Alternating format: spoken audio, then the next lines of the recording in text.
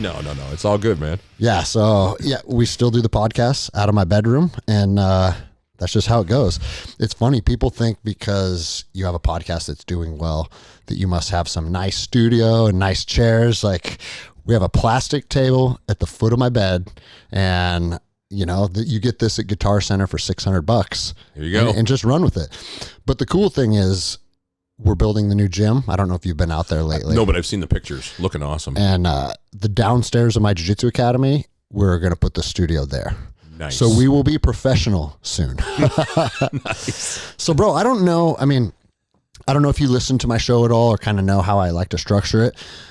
There's no interviews. There's no questions. I just invite people that have lived cool fucking lives, powerful lives, that have good perspectives, that have done interesting things, and just sit down and have a conversation with them. Absolutely. No, I've listened to numerous ones. Okay, yeah, cool. Absolutely. And I think that is, I think that what the podcast world craves is just authentic conversation.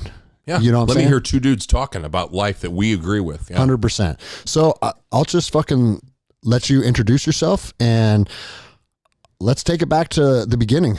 Like, I think it's cool to like talk about where you grew up, how you entered the military, and then we just have fun with it from there. Yeah. Because, bro, like between your military service, your contracting, your bodybuilding, and then something that we haven't talked on the podcast a lot, man, you raised 7 kids by yourself. Yeah.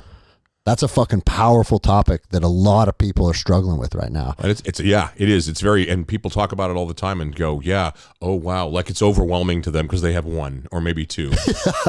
Yeah, you're like, let me tell you. Yeah. Well, and the thing I tell them is the stress to you is the same as the stress to me. I'm really good with like chaos, so it's no problem. You're not. So your chaos is actually the same as mine, even though you only have 2, because 2 to you is like your max, you can't handle anymore. Yeah, 7 for sure. to me was like, whoa. But I got through it because we just came up with ways to make it happen. For sure. Yeah. And like, and we'll delve into that for sure. But I know a couple of your kids, great fucking people. Yeah. You know what I'm saying? And like, that's the proof in the pudding right there. Whatever your methodology was, man, you're putting out successful fucking like just great energy human beings. And they're doing good. They're learning. I'm getting stories today. We went through some rough stuff. We can get into it later. My son and his wife, my daughter-in-law, lost their baby boy this morning. Fuck, man.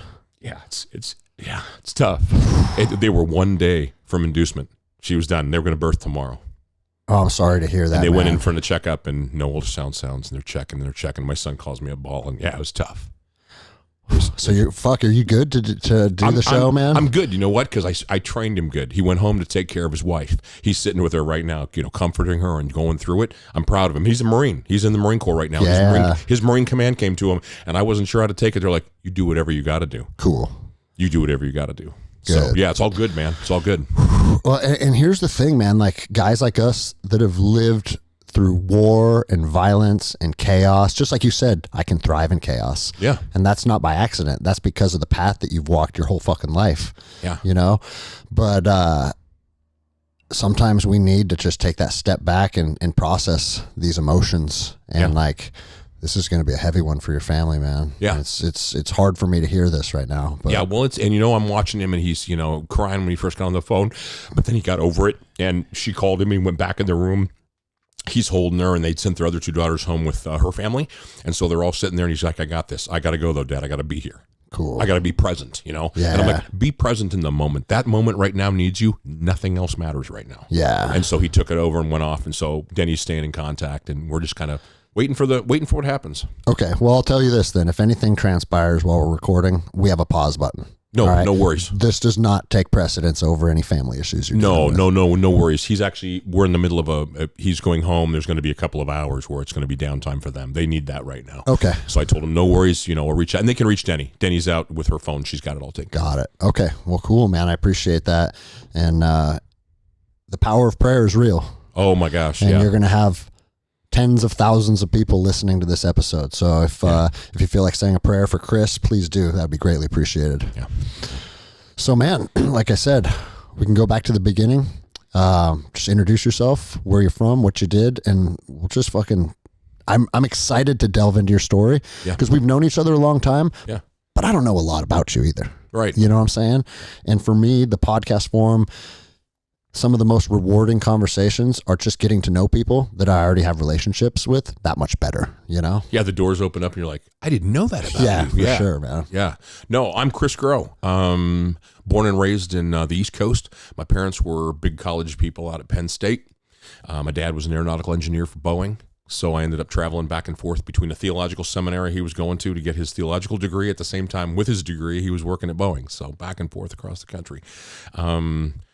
Yeah, good conservative, I'll call it conservative Republican Christian family. Solid all the way across the board. Got a mom who's just going 100 miles an hour and a dad who was the emotional guy. You know, as much as he's that logic guy, which is crazy, you think logic is the only thing. Yeah, I remember all kinds of different times when I'd see my dad with emotion, which was really good to see because, you know, so many men don't do that. I got to be hardcore. I can't be anything else. And occasionally when they have that moment and they break down, you're like, ooh, wow, there's something in there, man. There's something in that guy that's bigger and greater than what I think I know about Man, him. that's very interesting because we talk about it on the show a lot, how the American culture is a lot of bravado and burying those emotions. Yes. And we're seeing the back end of that is a lot of our fucking guys aren't doing so well from decades of trying to be the tough guy all the time. Yeah, and they're dealing, and like you said, they're dealing with the stresses of where we've been, what we've seen, and where in the past a parent and a family might have come alongside them early on and taught them those coping skills. Hey, when something really horrible happens, get through it, and here's how. So many men are not. Yeah. And so they're coming home and now they don't have the coping skill. God, they just short. The guys that call me sometimes and are like, I'm just got this going on. And to me, it seems simple, but because all the chaos in their mind, man, they're struggling. Man, what a blessing in disguise to have a vulnerable father figure. It was awesome. Because I never saw my dad cry once. Yeah. You know, and my dad was that exact what you would kind of expect is like just the works hard. He works in cars and turns wrenches and it's just hard as woodpecker lips. I never got to see that side of him, you know? And my dad was a hard worker, man. That's the guy that's under the car working on his cars and doing all the stuff around the house. And he had a garden in the backyard. And I always remember I could never figure it out, but now I know all the stuff that's going on in his head. His day after Boeing and traffic and logic, and he'd walk in the garden and disappear, and he'd be playing in the dirt, growing stuff, weed and working. You could see him gaining energy by being there, just working that kind of stuff. And then you see the emotions come out of him. Romance to my mom, who's just my mom's wonderful, but she's so crazy sometimes. And my dad, she's a woman. Yeah, exactly. I'm joking. No, but and my dad, who comes home very quietly with a big thing of roses and just said, "I was just thinking about you." So he's vulnerable and he's a pimp, dude. Yeah, at the same time. He had it figured out, man. Yeah. Well, and his father, my grandfather, solid man, all the way from the ground up. You know, they started a business years ago in Pennsylvania. It was a full-scale dairy. Our family grew from all the way back in Pennsylvania from horse buggy.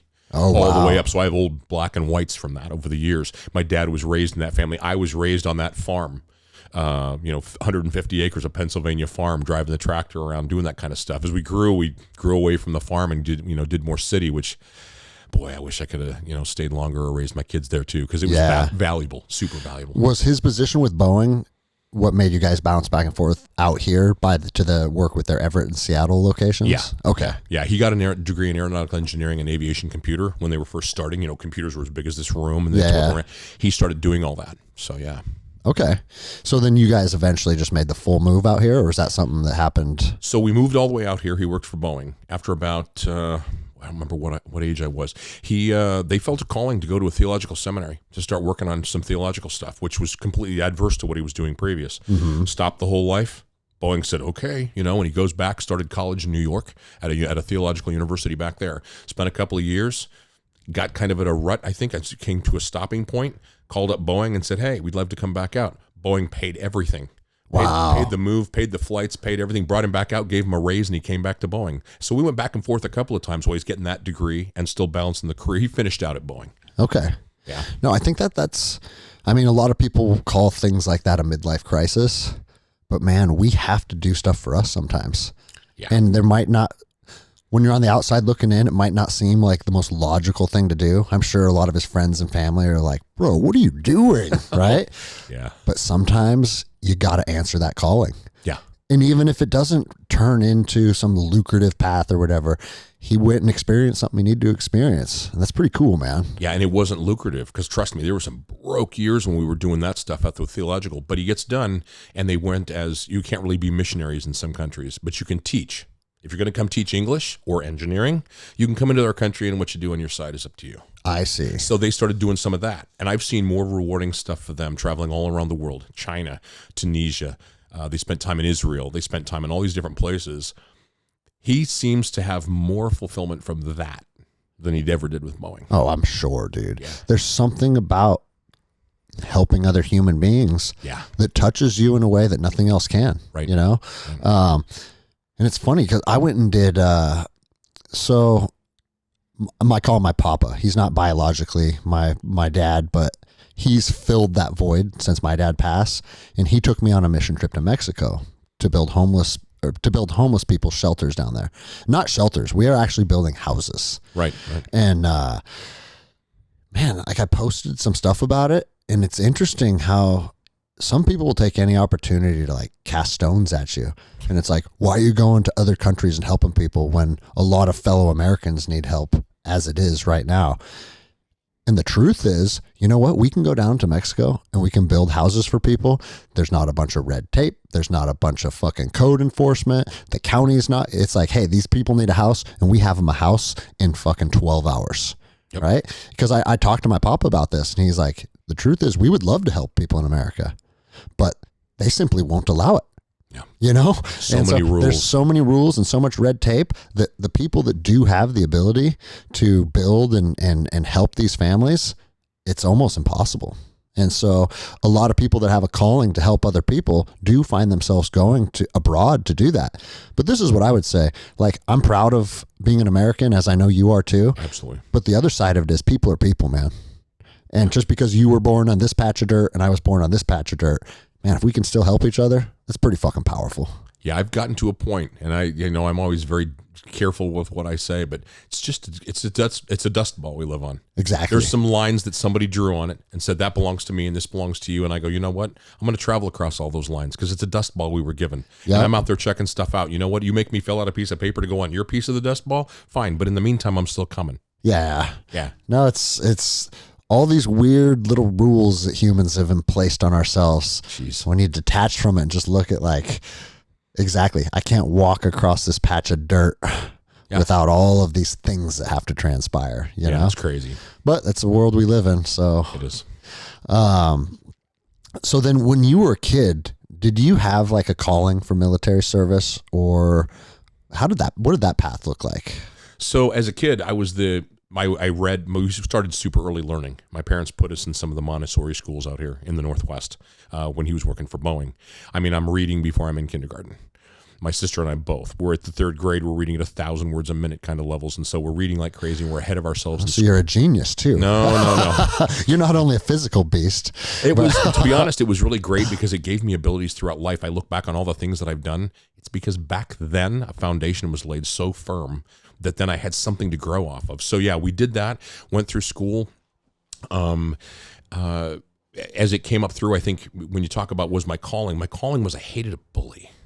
Okay. I couldn't stand a bully, and I was bullied. I was the kid, right? I'm the little skinny kid that everybody pokes fun at, and we're moving all the time. So you're the new kid too. So you're like, God, this is going to suck. And there's only two ways. You become the introvert, and you hide at home, and you tell your mom, oh, I'm fine, but you're not. And you're hiding in your room. Or you're that kid that tells the jokes and talks and tries to assimilate, almost like you're trying to be covert. You're trying to blend in with the crowd. Yeah. And that was me. So I was always trying to make friends. I was always getting my ass handed to me once in a while, but you're trying to make it work. And in the meantime, I hated that bully thing. I'd stand up for the first kid that was, in trouble or whatever else. And as it came along with the military, I wasn't thinking military at first. I did martial arts in school. I had my bodybuilding start my junior and senior year. I liked singular sports. Yeah. Because if I fail, it's just me that fails. It's on you. Right. Somebody else fails. Who cares? You failed at your end. And it's not so much that I wasn't teamwork, but I hated to be dependent. Yeah. And the independent thing kicked in. Bro, I feel you there. There's something about sinking or swimming on your own accord that feels good. And that doesn't mean you can't be part of a high functioning team. Right. But I feel you there. That's a big reason I fell in love with jiu-jitsu so much. Because it's you out there and there's nothing else to hide behind, And that was it with the bodybuilding, the martial arts. It started doing basic shooting back then just for fun, for target. And then And then along came high school, and I'm like, I went through a rough spot when I was in high school, had a girlfriend, found out that we had a baby on the way, and the families broke us apart, and I had no idea what was going on. A lot of chaos in my mind. A lot of, I'm trying to deal with the fact that, I just found out I'm a dad and nobody even told me and all this kind of stuff. So I didn't have anywhere to go. And a buddy of mine comes up and goes, I'm signing up for the Marine Corps, man. Let's do it. So the buddy system right back then. You got promoted to E2 or something, right? If you signed up a buddy? They promote us up 1 week. So we went in together. He failed the test and I passed. So I went to boot camp by myself. But I started off graduating meritorious. I was a squad leader and just went through boot camp fast and jumped up through the ranks and started going. But that's kind of how it got started. It was so much that I hated a bully. It was so much that I wanted to stand for something greater. Yeah. What year was that then when you went in the Corps? Early 85. Damn, I forget you're that much older than me. Yeah. Right? I know everybody goes, oh, come on, you can do this. I'm like, I got you by 15 years. Yeah. So then when you went into the Corps in 85, I mean, there wasn't much going on, yeah? No. We'd just come down from things like Lebanon. We'd come down from all those things. And, of course, they're threatening to send us back over, but nothing was really happening. So I spent... was almost 3 years in, and then I developed, we were at 29 Palms, and so I was with 3rd Light Armored Reconnaissance, LAVs. Okay. Kind of like the Bradleys in the Army, right? So we've got the wheeled ones down in 29 Palms, and we're a recon support unit and all that kind of thing. We're working out at 29 Palms, and about the 3rd year in, I developed some stress fractures up and down both my shins. Can't run, and I'm powerlifting, so that's really bad. They finally came to me and said, hey, you got a choice. You can either stay in for like 8 more months and do, administrative pushing paper, or we'll send you home to recover and come back. Basically, we'll discharge you, and then you can come back. And I went, I'll just take the discharge because I can heal at home. I knew I could heal at home faster. I could do better for myself than just sitting in an office. So when they said come back, does that mean you would have to look at another enlistment in the future? Or I would have not re-enlist because I'm a Marine. I'm already ready, right? No boot camp, but they would have brought me back. I see. So I'm like, okay, fine. So I take a discharge. It was a special code, medical. I have to basically pass a physical to get back in. Got it. So they send me home. Within 6 months, everything's healed. I'm having doctors do x-rays on my shins. I'm back to normal. I'm training hard. Every time I try to get back into the Marine Corps at the time, it was a bad time for recruiting. And so every time I'm not having my recruiters stand up for me on time, people aren't showing up. There's a lot of just messes. And I'm, you know what? I'm going to stay civilian. I've got the training that I do. I had trained with the boys in the desert for the different desert warfare stuff. I'm going to train. I'm going to go across to, so I went through several of the bodyguard academies that we had out at the time and started into the civilian, the private world. Got it. Yeah. Okay. So you made the transition into PSD way back in the day. Yeah. This would have been what, like 90 or something? Yeah. Then? So the movie The Kingdom with Jamie Foxx, and they've got the teams that are working over there in that encampment that's like a city for the Americans. Yeah. I was getting offers to go to places like that when I first got out. I see. Now the pay wasn't that good, but I mean, it was still an interesting job. Got it. No, that's interesting because I didn't know how long you'd done in the Corps, but I know that you had a big presence in the contracting world. And even though we didn't work together overseas, a lot of mutual friends, very familiar with the projects you were on and whatnot. And I had no idea that you were in that industry. Fuck, what would it have been? 12 or 13 years before the rest of us.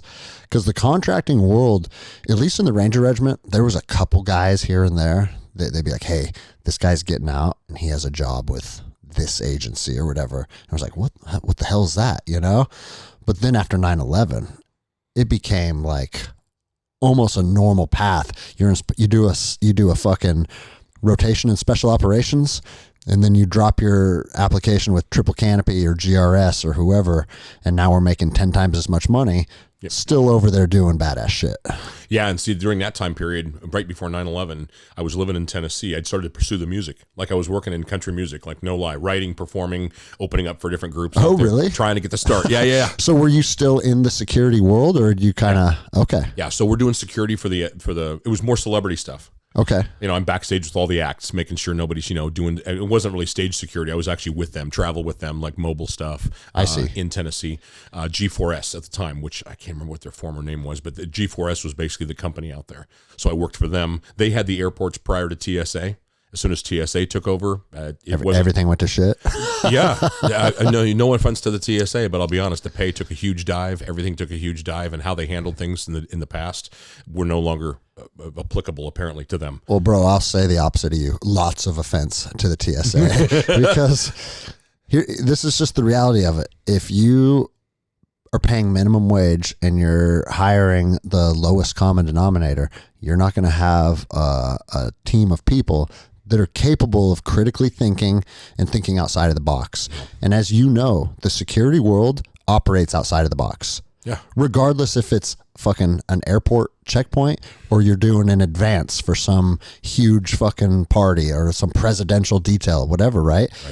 That world thrives in thinking outside of the box. That's where you live. I don't think that if you live in the box, you're really not good at your job. Like, for example, when I was a deputy U.S. Marshal, I had creds to fly armed, right? And not only did I have creds to fly armed, it was, I don't want to say suggested, but it was kind of like, hey, if you have the credentials to fly armed, we want you flying armed because we want more security on our aircrafts. Right. So the entire time that I was a federal officer, everywhere I went, I flew armed. Well, I was flying one place with my daughter at the time, who was 3. It was Siler. She's 13 now. Right. See, I'm old too. And we're going, you know how when you're flying armed, you go reverse through security and you have to show your creds and then you have to give what's called a U-fan and they let you through. And then the guy goes, yeah, but man, your daughter has to go through regular security. I said, okay, well, she's 3. If do you have kids? Because you can't send a 3-year-old off to do something on their own. No. I would have to accompany her. And they're like, well, but you have guns on you. You're right. I do have guns on me. Yeah, she doesn't though. Holy crap. They're like, well, she still has to go through security. And I said, let me try and understand something. I'm responsible for her. I packed her bag this morning. You want her to go through security to find what? Perhaps a gun? Because I have guns. I have 2 guns. I have a broken down AR-15 in my backpack and I have a Glock 19 in my belt. Like, what are we talking about here? And he's like, oh, you know what? I got to get a supervisor out here. Brings a supervisor out here, and he's like, I'm sorry, sir. She still has to go through security, but we'll escort her, and we'll meet you on the other side. They wouldn't budge. And it's just like, all right, this is what happens when you have people that can't think outside of the box. Right, exactly. Exactly. But that's the government as a whole, right? See, bro, and so you got to get a taste of working security at a high level on the civilian side of it. Yeah. Was coming back into government contracting when it blew up, was there part of it that was frustrating? Not at first, because so Blackwater had kicked off and was doing a whole lot of things early 2000s. Yeah. I got on the top of 2008. So it was still tight and running, but it was starting to quiet. Like, it didn't quiet till late 2009, and I didn't come home until late 2010. It was starting to quiet down. So some of the things that were where you get frustrated with government red tape, there wasn't much. Got it. We got done what we needed to get done within certain protocols. But, as things started to happen, I mean, the the Nasser Square and all the different things that happened changed the dynamic of what we were allowed to do, how the optics on what people are watching. So then the rules start to change. When it first went over, it wasn't so tough. That's true. Yeah. Yeah. I remember the good old days. Yeah, that's what we call them, right? Anything and everything was a go, you know? But this is what I tell people because, and I'm sure that you will share these sentiments, is most people in the contracting world are good fucking people. They're veterans. They're not over there just, can we kill today? It's like, no, we have a mission to do. Now, if people want to get stupid, we're fucking right here. Let's go. Yep. But that's the mentality you want, But a couple fucking guys, their behavior really cast a dark shadow on that entire industry for a long time. And from my experience, nothing could be further from the truth. Did we have some of those whack jobs that got through selection and were operating? Of course. This is a rule of percentages. Right. Guess what? You have those guys in SEAL Team 6. You have those guys in the unit. That's just a numbers game, right? Yeah. But by and large, man, the contracting world, and I was in the contracting world from 2004 to 2009, and all of it was in Iraq. Yeah. And I didn't cross paths with very many people that I thought, man, like, this guy shouldn't be here. Right. And Blackwater particularly got a bad rap for, their selection probably wasn't, it wasn't as tough as like GRS and some of those more specialized teams. And because they were kind of a lower tier, I know a lot of people looked at them like, oh, those guys are fucking pieces of shit. But I can tell you, as a guy that was operating in that battle space, you're wrong. Most of the guys were good motherfuckers. Yeah, and I've got, like I've said, I've got friends now, the teams that we were with. I stay in contact with. We email, we talk, or Facebook, whatever. Solid guys all the way down. Family men raising their families, and as you well know, we've lost a lot. Yeah, a lot of guys have come home and not been able to attack it, but. Yeah, there's a lot of solid guys, and like you said, there's always those guys. You're like, how did you get here? The one day we're about to just run in the red. We're like, okay, got to go. It was a mission call, heads on, grabbed our stuff, and this guy's like, oh, where are we going? I'm like, where do you think we're going? We're going in the red. Get your stuff. Get in the. There's a shock in his face. I'm like, why did you come here? Yeah, what the fuck do you think we're doing? But bro, that's also because we had a team member in particular that I'm thinking of where he was like, because we were in Ramadi. And it was 04, 05, and Ramadi turned into a hornet's nest. Yeah. Right? And he's like, get me the fuck out of here. I don't want any part of this. And we were all thinking the same thing. Like, bro, what did you think you were signing up for here? But that's also good that when you come back to that lifestyle in a civilian capacity, you can throw the towel in. And you know what? That's probably better for everybody. If your head's not in the game and you want to go home, like, everybody involved is better off, Well, yeah, and then the fake it till you make it. Don't do that. No, no. If you're good and you're like not good with it, you got to go home. Tell me, man. I'd rather pat you on the back and thank you for coming over. 100%. Yeah, and not everybody is wired to deal with fucking extreme violence and seeing some of the shit that we saw over there. And this dude was from the teams too. He was a SEAL by profession, but he hadn't been exposed to that kind of stuff. And this isn't a dig at SEALs because I've seen Rangers break too, being exposed to severe violence. It's just some people have an idea of what extreme violence is going to look and feel like, and then when they see it and feel it for the first time, sometimes what you think you're going to feel and what you actually feel are two very different things. Well, and that was crazy about being there. The guys that were from the teams, they're used to precision. Yeah. Not much mess when you're precision, right? It's clean, it's surgical, it's quick. It's over there, you're seeing the opposite side of a terrorist attack. Messy, lots of collateral damage, and they just are like, what the hell? And then they can't control it because it's going to happen before you get there mostly. You're playing more reactive than proactive sometimes. Yeah. So, it's tough for them to cope with because they're used to surgical control of the situation, and you don't have it when you're doing that. No. And another thing that I told people that, like, especially when you're coming from as a Marine or a Ranger, like, we've been ingrained in us since day one is like fucking speed, surprise, violence of action. You fucking take the fight to the enemy. Once you're in the protection world, your number one battle drill is break contact. You might have a cat team, like a counter assault team, which I was on for a while. But even the cat team, they may pull up and lay some suppressive fire, or they may do an evac or something, but they're trying to break contact too. They're supporting a break contact movement, you know? And that's just the dynamics of that world, the PSD world. And but don't think because your primary drill is break contact that you're not fucking mixing it up all the time. Oh yeah. Like it's fucking crazy to think back. Like we had bounties on our heads. They wanted the contractors specifically because they knew that, okay, these guys aren't military, so they're in nicer cars and they're in nicer gear. In Ramadi, we were called the half-beards because all of them have full beards because they're jihadists, and then all the American soldiers are clean shaven.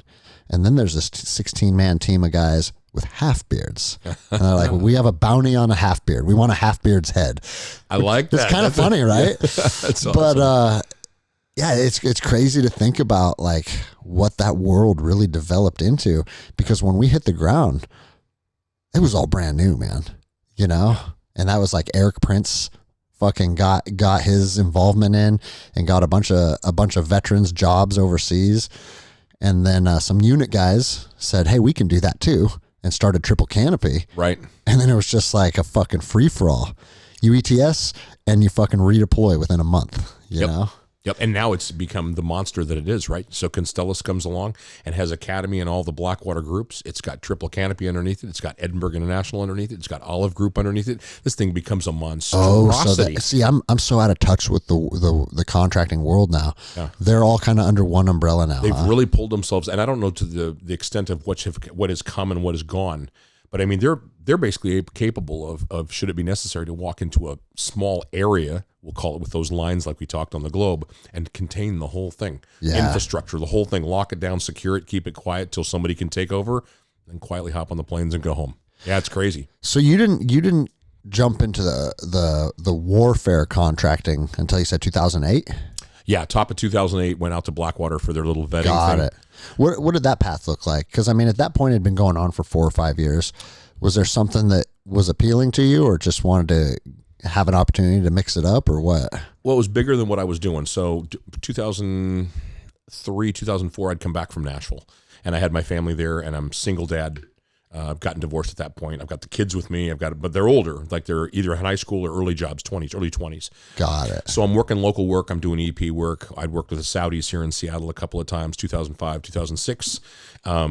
Keeping the huge details in Seattle. They were here for cancer treatment and research, and there was all kinds of things. So we're busy. But I'm like, it was routine day in and day out, just dealing with city and whatever else. And along comes the opportunity. Hey, I think you'd be able to fill out your SF-86 and do all your stuff for overseas work. I'm like, okay, let's check this out. So I fill out my paperwork and submit it, and they're like, you're good. We're ready to go.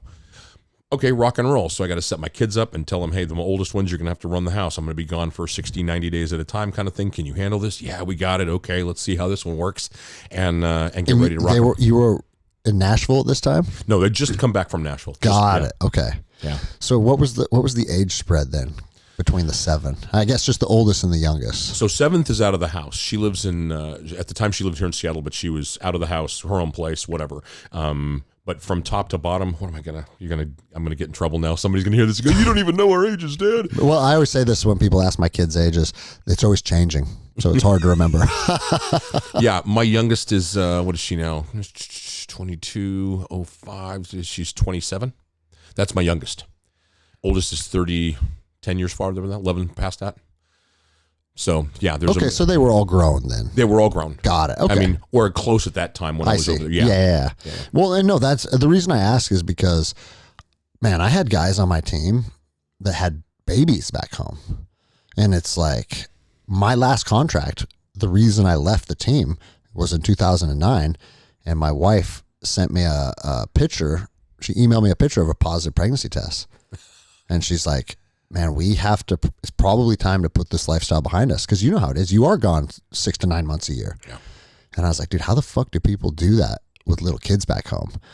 Because you're missing their most formative years. Yeah. And man, a lot of guys did it. A lot of guys did it active duty as well. And man, my hat's off to you on one hand. But the other side of that coin is you are not giving your child the best chance at being a successful human being if you're not present during their formative years. Yeah, and I'll own that. That's a mistake that I made. I was a single dad. What was I supposed to do, right? That kind of money versus the kind of money I'd barely make here. There was that I'm trying to pay the bills and take care of all you guys, but at the same time, I'm gone. Yeah. And I can look back on that and go, you know what? I shouldn't, maybe I shouldn't have done that. The decisions I made. I own them. We go forward. Yeah. But at the same time, that was a tough spot because some of them have come up being matured a little too fast. Yeah. Because they have to raise their brothers and sisters. You got the sister mom and the kind of thing going on. Yeah. It was tough. It was really tough. I mean, the truth is there is no one path that's right. And a lot of times the paths that we walk might not be the optimal one, but they're the ones that we have to walk right based on life circumstances, Sure. And I mean, fuck, man. There was a period of time where they're offering $30K a month. And for people like in the security world or people that are especially coming off of active duty, I mean, as an E5 in the regiment, I want to say I was making like $2,100 a month or something like that, right? Right. Oh, now I can make 30 a month? It's a no-brainer, right? Right. But so yeah, if you're finding yourself with life circumstances where, fuck, man, I'm a single dad. I have all these mouths to feed. And I let me guess, because I know a lot of guys did this, me included. They're like, man, I could do 2 rotations and come home with $60K and then I'll be done. And I'll just use that as a nest egg to like build off of or whatever. And I remember guys saying this was their last rotation for about 5 years straight. Yeah. Oh, I know guys that are still doing some. It's going to be 10 years later, and they're going, yeah, I'm almost done. You were almost done 10 years ago when I left. Yeah. No, that's a saying in the industry. This is my last deployment. Yeah. Exactly. Oh, really? Yeah. But dude, it's actually, the same kind of thing when you see the old man with the Korean War hat on and all of his ribbons, and he's still wearing like a Class A jacket. And it's like, man, it's honorable what you did, and it's cool that you have so much pride in it, but it's a balancing act. You don't want that portion of your life to define you, you know? But so many guys, and this is something I found, so many guys, it's not what you did, it's who you are. And it changes you on the inside. You go to a place where it's testosterone as deep as your eyeballs, and you've got teammates that you're doing the very thing of no greater love than laying your life down for a friend. That bonds you in ways you can't get rid of. And then you come home to your friends, you're like, oh, let's get a beer on Saturday, blah, blah. And you're like, no, I had beers with guys that I'd laid my life down for. And 100%. you're hungry for that. You want to go back. So when they say it's their last deployment, you go, no, it's not. And it's okay. I understand. But you're going to have to wean off of this at some point. Dude, and like something that I've discussed on the show often is like the amount of depression and suicidal ideations and just things that are plaguing the veterans community. In my experience, I don't think that it's necessarily rooted in like, oh, hey, I saw a kid die and I just can't get over it. And I'm not saying that stuff's not true. I have a certain amount of that myself. Sure. But what I saw tear guys apart more was exactly what you just said. We felt like we were part of something extremely meaningful. We were working with people that we had great relationships with. We were working for bosses. This was something that I saw, like in the contracting world, my bosses, like my shift leader, my team lead, the project manager, they understood leadership 101. Ask nothing of your men you're unwilling to do yourself. Right. They were on the front lines with us every single day. And you're like, man, so this is what working for somebody in the civilian world feels like. This is what friendships feel like. And then you come home and you get a job anywhere else, and it's like, ugh. Now this is, man, everybody's fucking trying to cut each other's throat and like doing backdoor deals and stuff. And I've seen a lot of guys struggle emotionally to assimilate to a world that just wasn't what we had overseas.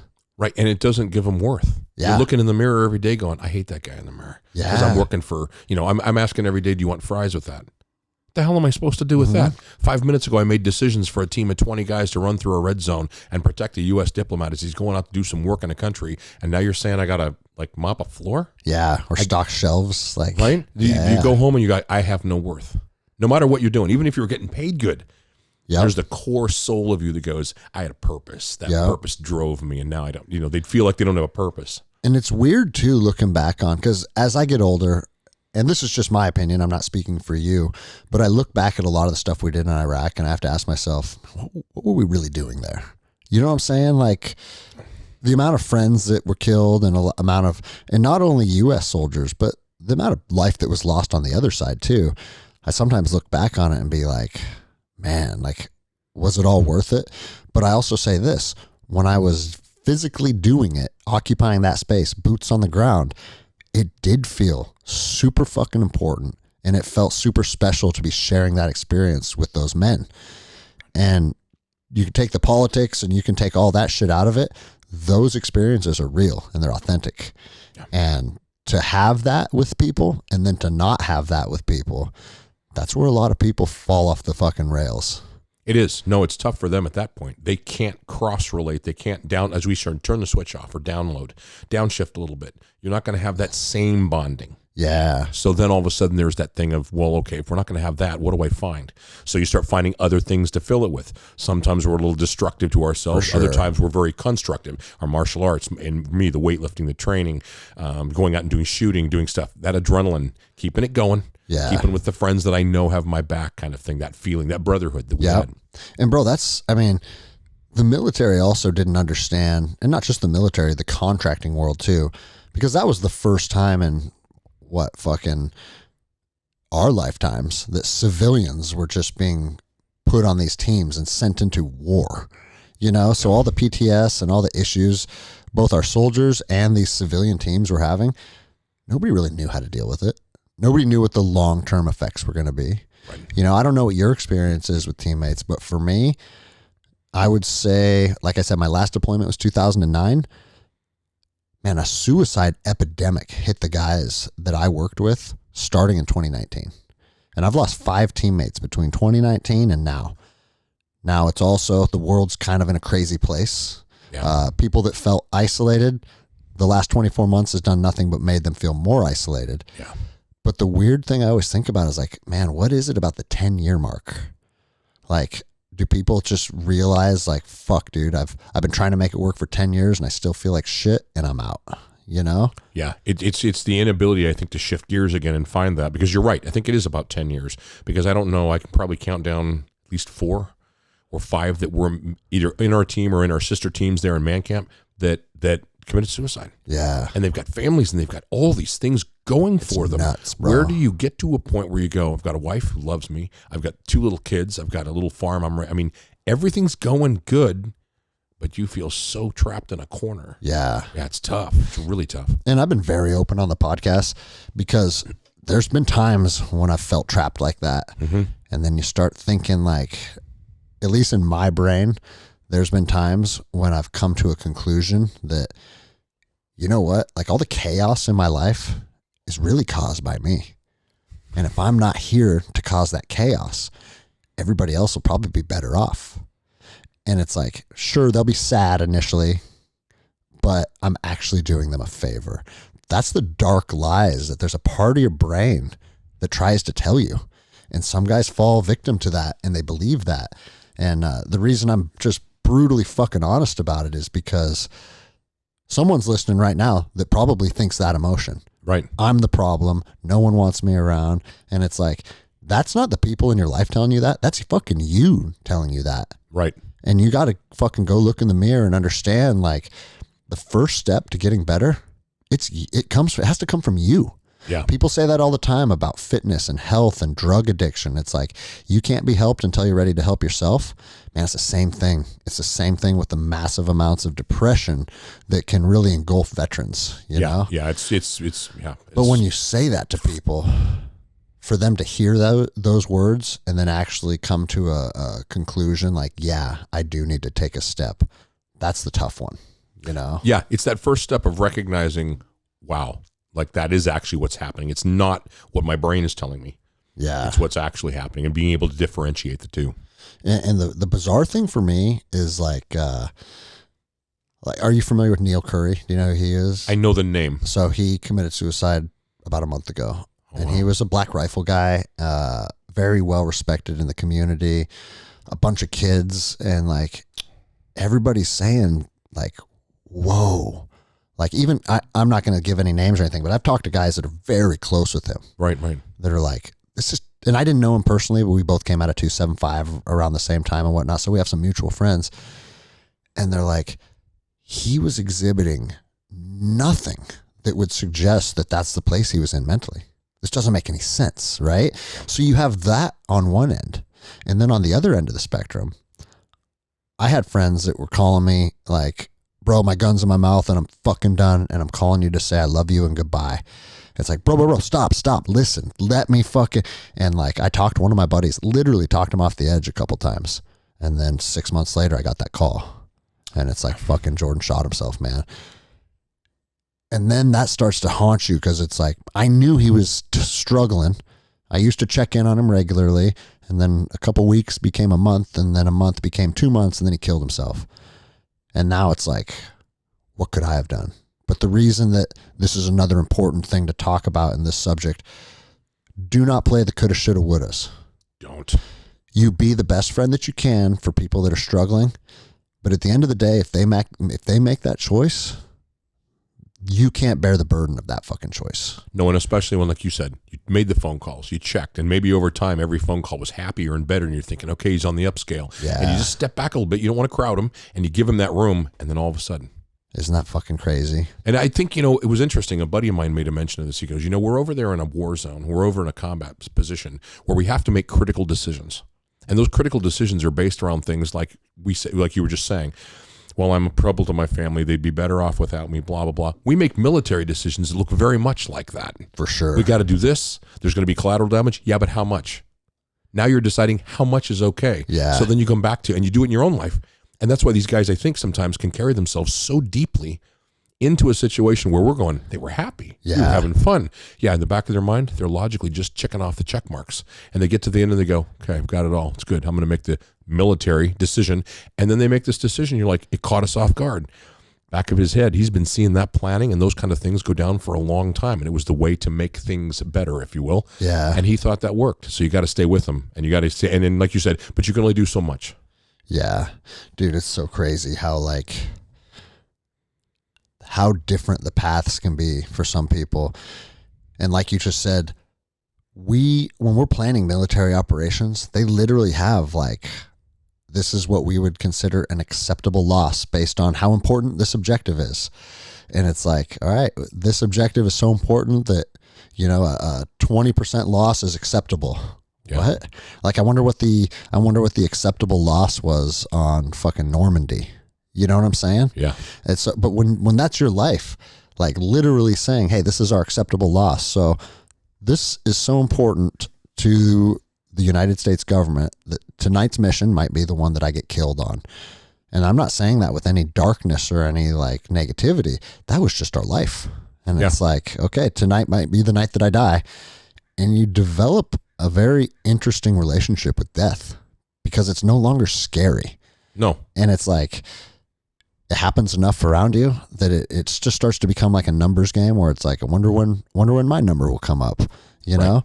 And I think once you have that comfortability and that relationship with death, it's easier for guys that are all right, today's my day. I'm going to go out in the woods and shoot myself. Yeah. And for some of those that wouldn't see that as a solution, you've put it at a point where somewhere in your decision-making matrix, it is acceptable.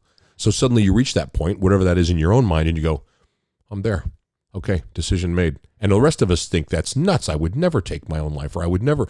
To this guy, it was a decision. The collateral damage has gotten low enough that he's the only one he feels, or she, and takes it because everyone else in the long term will be better. Did you deal with any of that kind of stuff reassimilating, or were you old enough? Because, I guess if you started in 08, you were already, when you were overseas? In your 40s? Yeah, started when I was 39. 39? Okay. And so here's the interesting part about that, and that was kind of interesting. It's a good question. So I had the Marine Corps when I was early 20s, right? And then along the way, I became a firefighter. So I was doing firefighting work with the city of Everett. Okay. For 7 years.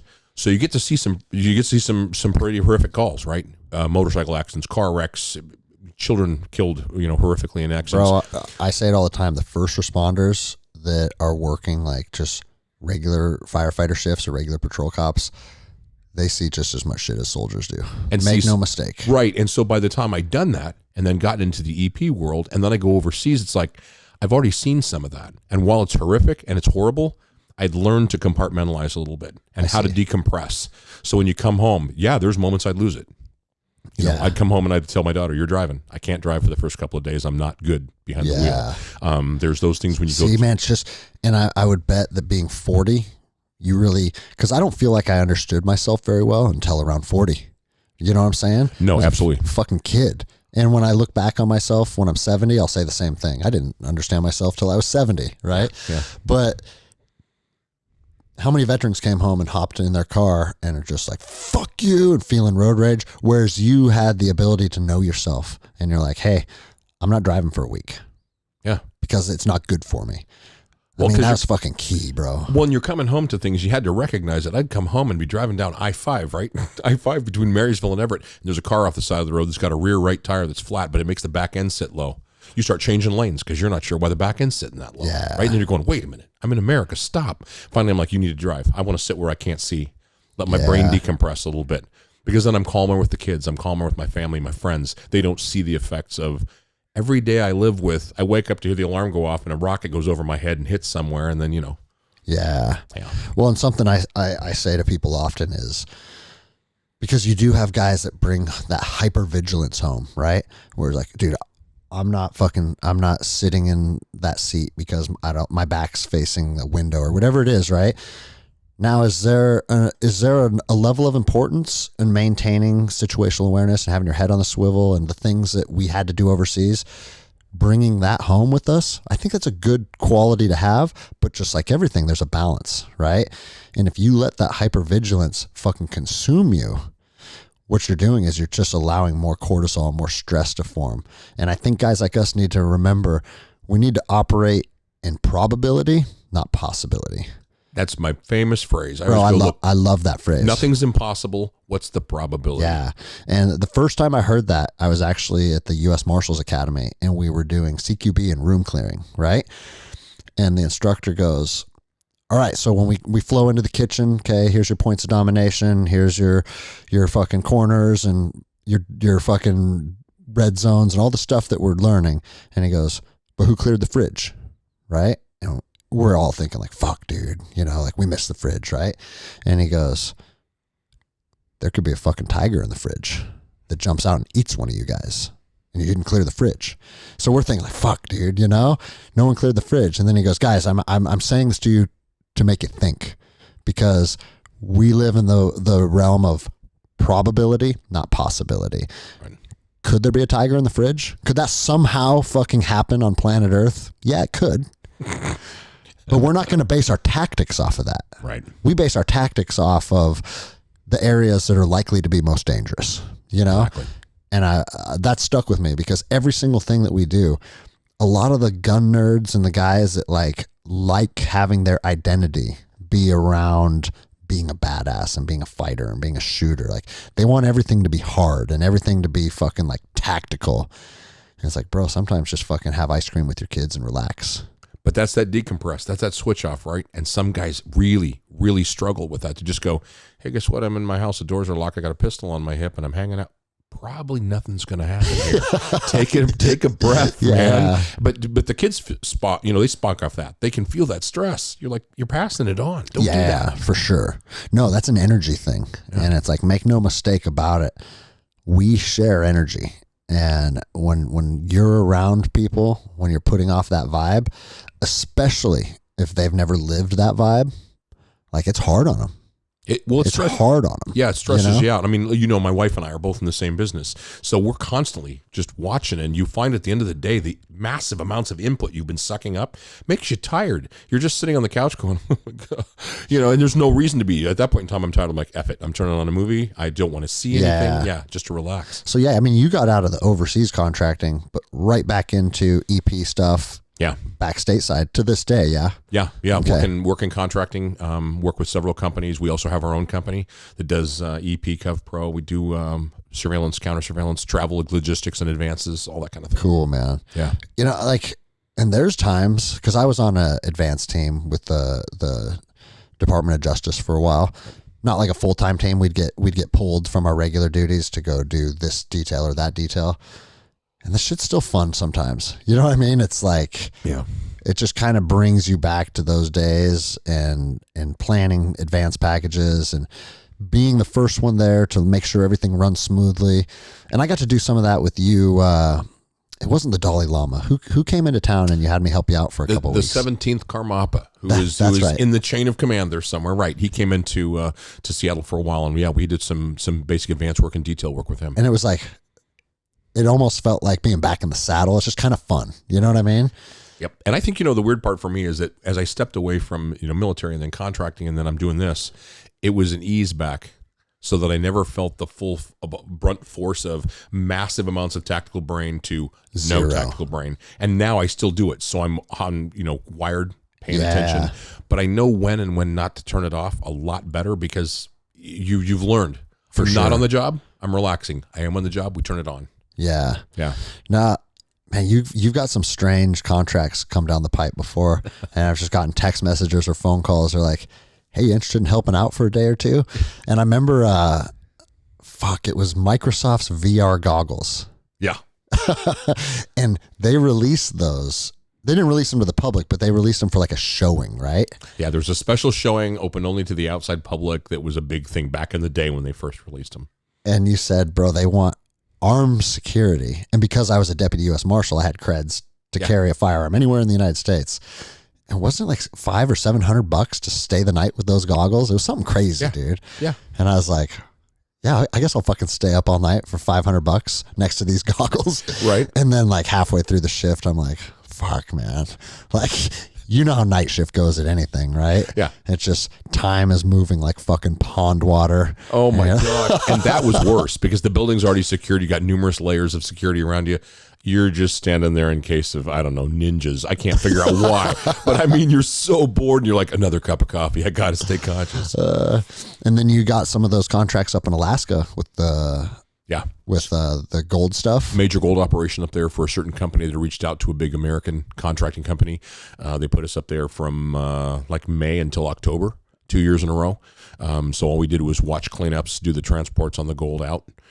Making sure is that like the guys doing like the Bering Sea gold shit, like on Discovery Channel? They were in the same town, right? So they're working out of Nome, Alaska. Okay. So we're watching their TV show go down, and we don't want the attention. Like, don't aim a camera our direction at all because we were moving a lot of gold. Yeah. One and two, they're doing it for their reasons, but ours was like, and we were owned outside. An outside entity, not the United States, actually owned it at the time. Oh, I see. They had a board of directors that was American, so that's what made everything good, and all the T's were crossed and all the I's were dotted. But they wanted no attention, so we knew the guys. We'd go down and have beers with them, but like when it came to cameras and lights, go away. Yeah, we go disappear and do our job. Man, everybody wants to see everything now. Oh, yeah. My cousin actually has a Bering Sea crabbing vessel. That's what he does professionally, and his boat's called the Handler, and he said the deadliest catch has talked to him numerous times about, let us put a crew on your boat. Let us put a crew on your boat. And he's like, bro, as a captain of a fucking boat in the Bering Sea, I have enough to think about.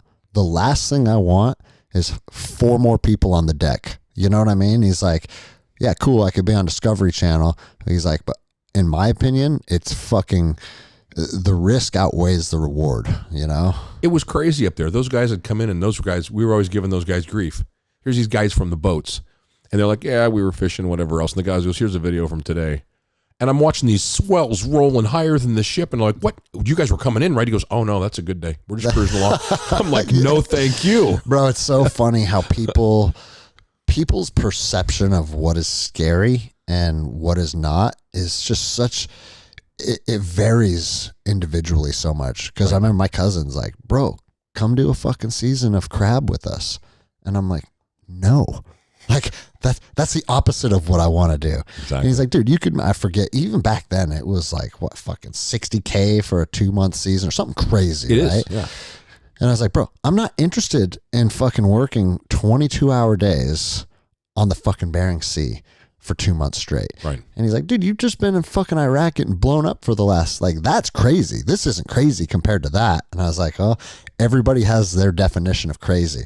I'll rather run fucking Route Michigan and Ramadi or Route Irish and Baghdad any day of the fucking week than go out and fucking go on one of those boats crabbing in the Bering Sea. Well, that's the thing over there. At least I control some of the dynamic. 100%. This is the open nature of Pacific Ocean. I control nothing. When it decides to get pissed, guess what? Yeah. The ship's capsizing and we're going down. Dude, I had when I used to do MMA, there was a guy that I used to train with who rode bulls. And he said the same thing to me one day. He's like, bro, because while I was doing MMA, it was the same time I was contracting. So I was in and out all the time. I'd go deploy for 4 or 5 months, come home, train, maybe take a fight, and then back to overseas, right?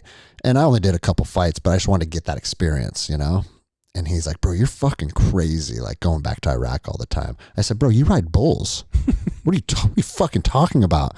Like, again, I'll fucking fight anybody, or I'll fucking like react to ambush any day of the week before I get on a 2,500 pound animal with fucking horns that are just waiting to impale me. Yeah, right. No thank you, dude. No. Call me a pussy. I guess we're all tough in our own realms, and then we're all pussies in our own realms, right? Yeah. Exactly. So fuck, man. It sounds like, so you got into fitness, bodybuilding, and really having like an understanding of your own physicality even before the military then, huh? Yeah. So I started. You got into that in high school? Yeah. So sophomore year, the private Christian school I went to was going over to some guy's house that has the youth pastor had a full gym built in his basement.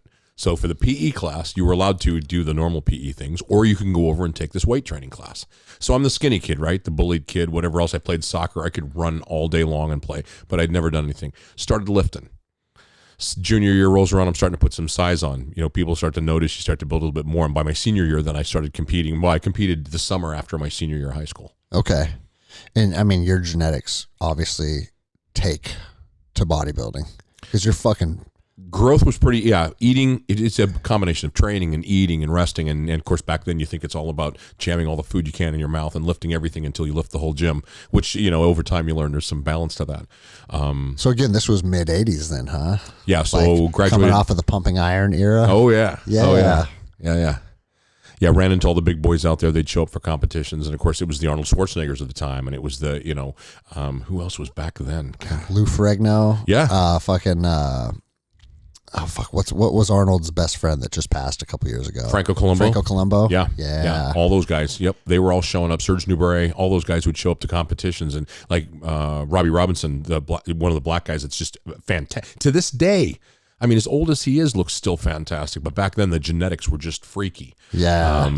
And those were the guys we all looked up to, right? And you get the Weider protein powder in the number 10 cans that you'd put it in a blender, and no matter how hard you whip the blender, the powder's laying on top. But you're like, I got to get bigger. So you're drinking this garbage anyway.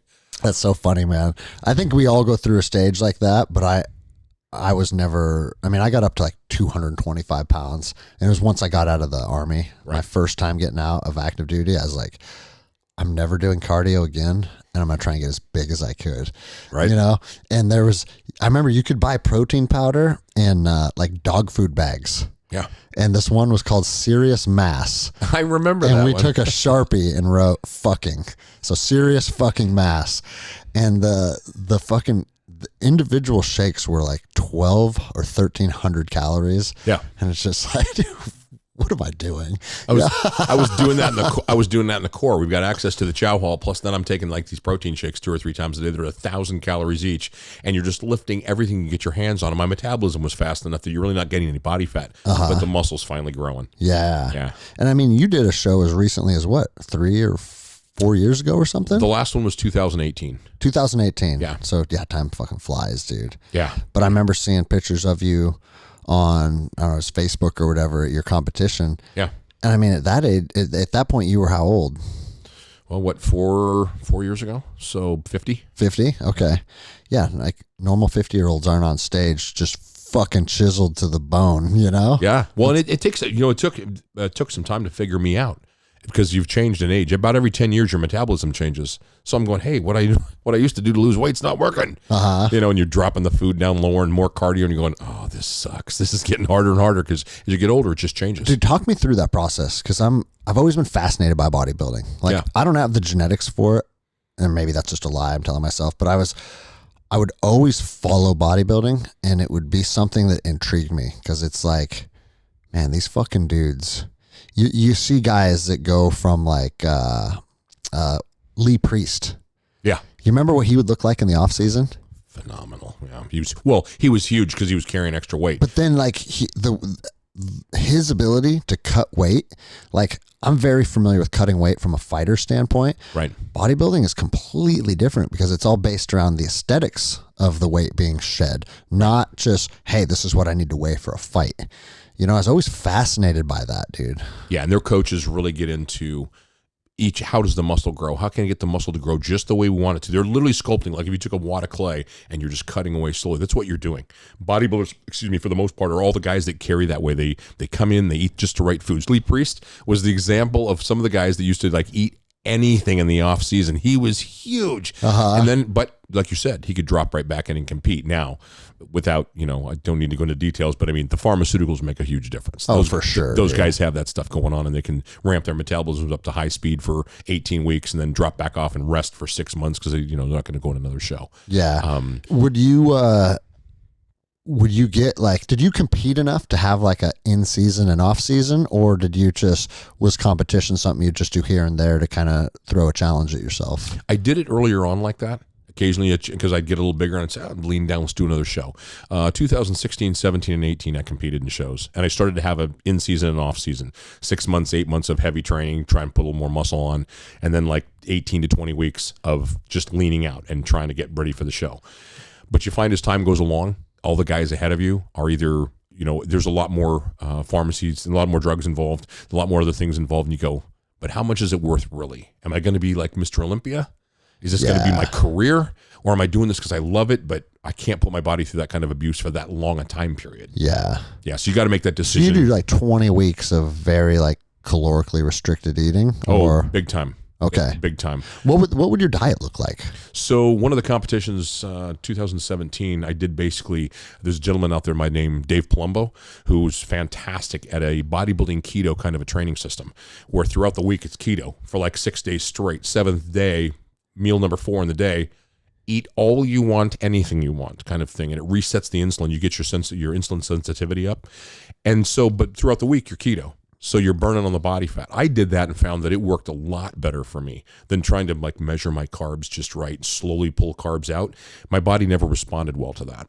So like one meal a week, you could have fucking pie if you wanted. Huh? Anything. I would usually do pizza only because the next day from all the proteins, fats, and carbs from pizza, my pump was hellacious. Every workout was like, yes, the muscles are standing up bigger than I've ever seen because you filled them overnight with everything they've been screaming for all week. Bro, I wonder if I should try that just for fucking, just for fun, because it's like, I'm pretty lean right now because I'm eating almost exclusively carnivore. Right.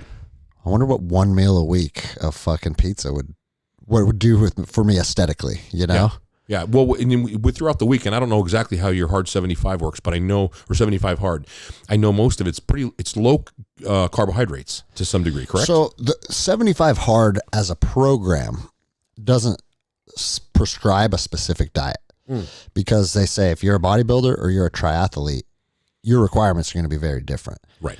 What the program requires you to do is prescribe yourself a diet and then 0 deviation from it. Gotcha. That's the key.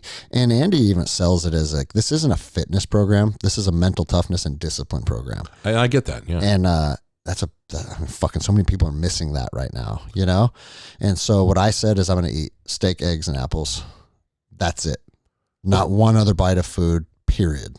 And so when you're doing that, most of that is nearly keto, like green 100%. Apples are high fiber, not too many, right? So you're almost in a keto state. So the body's loving that, right? You've got your fats coming in from your eggs and your steak, and it's kicking right along. Yeah, if you threw one carb meal in there a week where it was like just sit down and hyperload on carbs, just because it resets the insulin. Got it. Creates insulin sensitivity when you do that. I'm going to have to, because we're doing another 30-day round right now. It's called phase 1. I saw that, yeah. Because we go on the second week in November, we're going to Mexico. Nice. I told Jenny, I said, I have to be the most shredded 40-year-old there. Yeah, there you go. Hell yeah. like so much of our fitness goals are rooted in vanity. And guess what? Guilty, dude. Yeah, but you know what? When you're looking that good, you also feel good. Bro, yeah, like I always tell people, there's 3 tiers to your fitness. Do you look good? Do you feel good? And do you perform well? Like right. Whatever your task. Like for me, it's jiu-jitsu. I know how I perform on the mats when I'm well fed and I'm in good shape. And then I know what I feel like on the mats when I'm a little below that. Right. And it's like, if you look good, you feel good, and you perform well, those 3 things are what measure how you fucking diet, how you're training, how everything is working out. And do you know who Sean Baker is? You heard of him? He's the guy that like put the carnivore diet on the map. Oh, yes. So he was on Joe Rogan's show and he moved to Snohomish and joined my jiu-jitsu academy. Nice. And I'd already known him and like read his stuff and listened to his podcast and stuff. So it was kind of funny. Like, oh, this guy that I already have been following for years is now my homie. Right. And so he was kind of giving me shit because he's a carnivore guy. He's like, why are you adding those apples in? Come on, it's time to get rid of those apples. And I said, bro, the apples make me feel substantially better. And then he kind of laughs. He goes, dude, I'm just giving you shit. He goes, everybody wants to say like their diet's the thing. And that's what he said to me. He goes, if you look good and you feel good and you're performing well, no one can tell you shit about your diet. Yeah. And that's a big deal because everybody has to tweak theirs. Like recently, I've just started doing it with me. I do the keto thing 6 days straight. And then the 7th day is all carbs, not one meal. Okay. But I eat healthy carbs. Like I'll eat rice and oats, and I'm not a big wheat guy. Wheat's been messing with me, so I'm like, nah, I'll stay away. But throughout the rest of the week, lots of veggies. There's trace elements of carbs in there, but it's also high fiber, so who cares? Lots of veggies, lots of high protein. For sure. Steak, chicken breast, turkey breast, fish, lots of egg whites. And I remember I sent you that text about the eggs. Yeah, you said it's not, what was the word? Bioavailable? Right. It's less bioavailable? So when you crack an egg and drop it in a glass and drink it, there's only about 54% that's bioavailable because there's binders in there that protect the protein, which is why when you take an egg white and you whip it, it can meringue. Got it. Meringue. These ones that you get in the store, egg whites in the carton, will tell you at the bottom, do not use for meringue. It won't whip up. Because during the pasteurization process, they've raised the temp just enough to kill the binders. So now all the protein is available to your body. So like 94% of the protein's available. And if you want the yolks, they have ones with yolks in them too. I just get the whites, so I've got my straight protein. Yeah. Yeah. Live on that stuff. It's good. Remember for a long time, people were like, that's because the yolks will give you cholesterol. Yeah, and you know what? You can get the eggs with all the omega-3s because it's what they feed the chickens, right? So they feed the chickens like chia and flax and things like that. Yeah. You're going to have omega-3s in the yolks. Yep.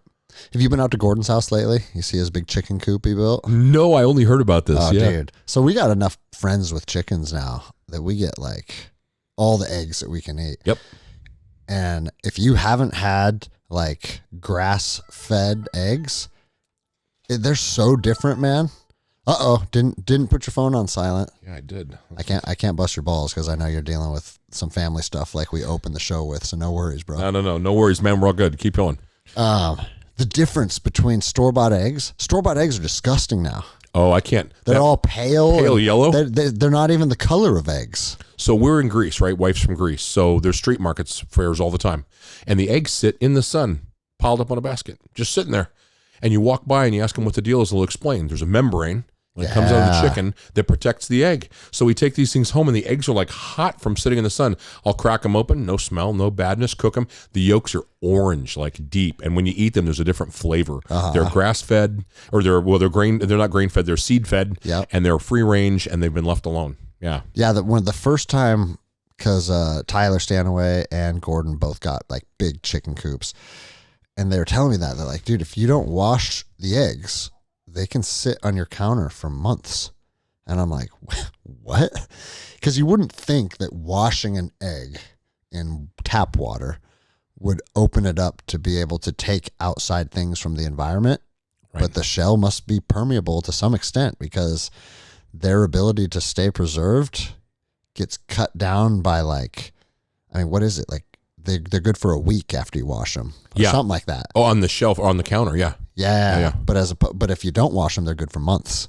Yeah. Well, I walk into my mother-in-law's place in Greece, open the fridge, and there's like the egg rack. There's like chicken shit on the eggshells, and there's like feathers. You're like, what the hell? Yeah. I'm washing this before I crack it. But that's because they're coming straight out of the chicken straight to you. Yeah. And they can last for a long time. Man, so you were into the bodybuilding world when like all the shit was like still massive trial and error.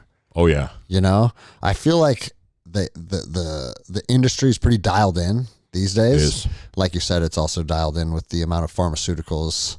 Well, they've gotten the science of the pharmaceuticals to such a degree that, you know, you watch these guys quit, like some of the most recent bodybuilders, Jay Cutler, who's retired and stepped back. Yeah. Still looks awesome, but he's a very much smaller version of himself. He's learned how to step away from all that and live his life. And there's some that aren't. Bro, that goes back to kind of like what we were saying about soldiers. Like bodybuilding, professional athletes, like a lot of people share the same thing, especially fighters too.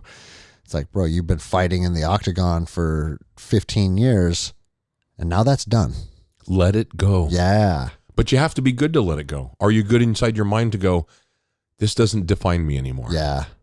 Jay Cutler won, how many Olympias did he win? What was he, 4 and then one more? I can't remember the numbers. I remember he lost 1 year and then came back and got it again. And I mean, really good bodybuilder, fantastic. Lives in Vegas, coaches the guys, still looks really good, but he learned to step back. And the thing they've dialed in now is the pharmaceuticals because there's so many out there and there's so many things that can make the body look just perfect. And when you stand next to him in real life, it's just freakish. Oh, I'm sure. 5'7", 5'8", 280 pounds on stage. And you're like, oh my gosh.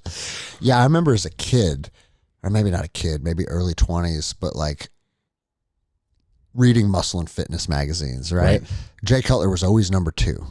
Oh, for years. Always coming in second to Ronnie Coleman. Yep. And then I kind of lost, like I just stopped following the sport as much and looked back on it, years later and was like, oh, he finally put it all together and had a streak where he was the champion too, which is pretty cool. Yeah, it was great. And he's a Vegas guy, so he's always down there in Vegas for all the shows, and all the local gyms see him come in all the time. And yeah, it's fantastic. Bro, it's funny you say that. Like, Jenny just asked me if I want to go to the Olympia this year because some of our friends are going, and I fucking hate Las Vegas. Yeah. I hate Las Vegas. And I literally went there last month for a jiu-jitsu event. And the first thing I said when I got home is, I'm never going to Vegas again.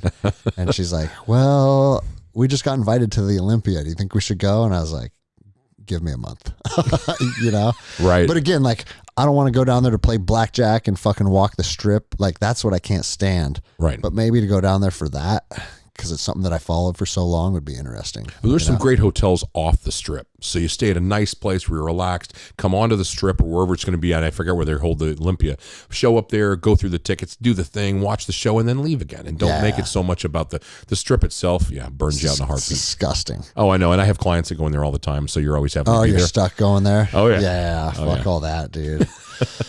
But no, that might be something worth checking out, just as a bucket list item, Oh, it's a great thing to watch. Yeah. What do you think about do you think maintaining a higher body mass has problems for overall longevity? Yes. So because I remember you told me one time we were talking a couple years ago and you're like, I'm going to fucking live to 100 years old. Yep. Triple digits. You're like, that's my goal. Yeah. Like I'm dialed in on my fitness and my nutrition. You're also still a pretty fucking thick dude. What do you weigh now? 250? I'm 280 right now. 280. Fuck, dude. But in this keto diet and the thing that I'm doing with the carbs has brought me from 304 to 280. Okay. So it's coming down. So you feel small right now? No, not small, but I still feel burdened. It's like it's not right. I don't feel right. And you can ask my wife, snoring, not breathing right when I sleep. Yeah. There's all kinds of things that just are inherent with being too big for your frame. I'm too big now. It's time to get back where I belong. What do you think an ideal, just being a human being, weight for you would be? For me, yeah, at 225, I felt invincible. Okay. Yeah. Absolutely invincible. Like I could go forever. I remember putting myself through my own triathlons before I really even knew what that was. Just pushing till I'd nearly pass out and loving that I felt that good. As soon as I started gaining the weight, you're like, yeah, I'm big. Yeah, but I can only walk up these stairs for so long. And I start running out of air. No, I'm not good for you. And for me, it was like, and like I told you, I got up to 225. And at the time, I never wanted to do cardio again because I was getting out of the military. But then I started noticing, like, even at 225, just my ability to be a human being felt kind of diminished. Oh, yeah. Because I walk around at 200. That's like my natural weight.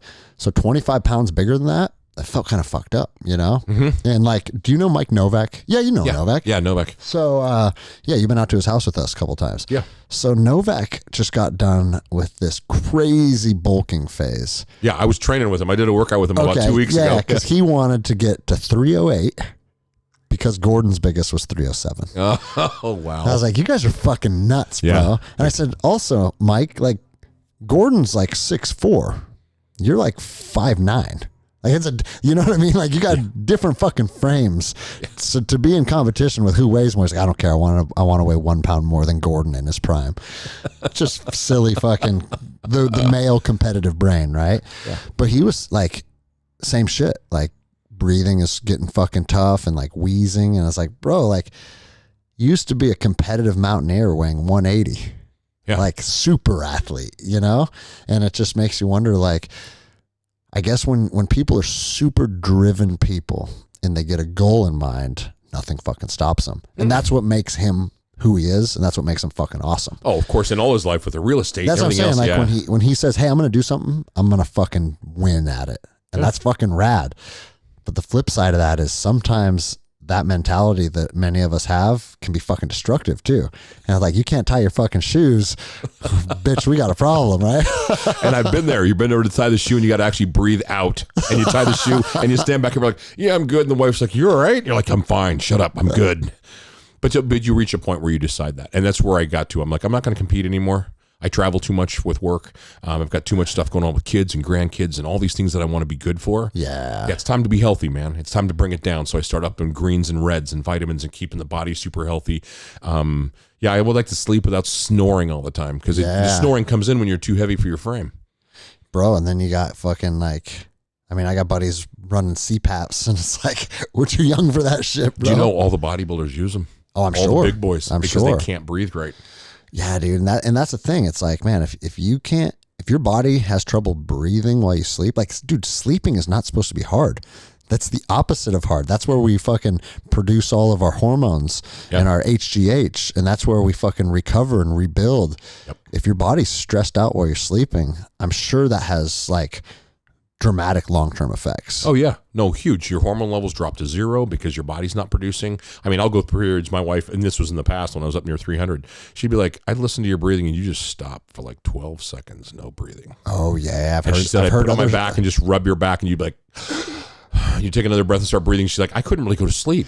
Bro, they need to start a spousal support group, because I've heard other ladies who I won't name on the show voice the exact same concern, because it's like, if I go to sleep and you die, I'm going to feel guilty. Mine gets angry. She's like, if you die in your sleep, I'm going to take a moment to beat your ass for like, I'm like, okay, I'm fixing it. Yeah. And then she gets arrested. Jeez. No, I swear he was dead before I beat him. The marks were post-mortem. Trust me. Bro, I don't know if you can see it. You see that little tin right there on the corner of my nightstand that says hostage tape? Oh.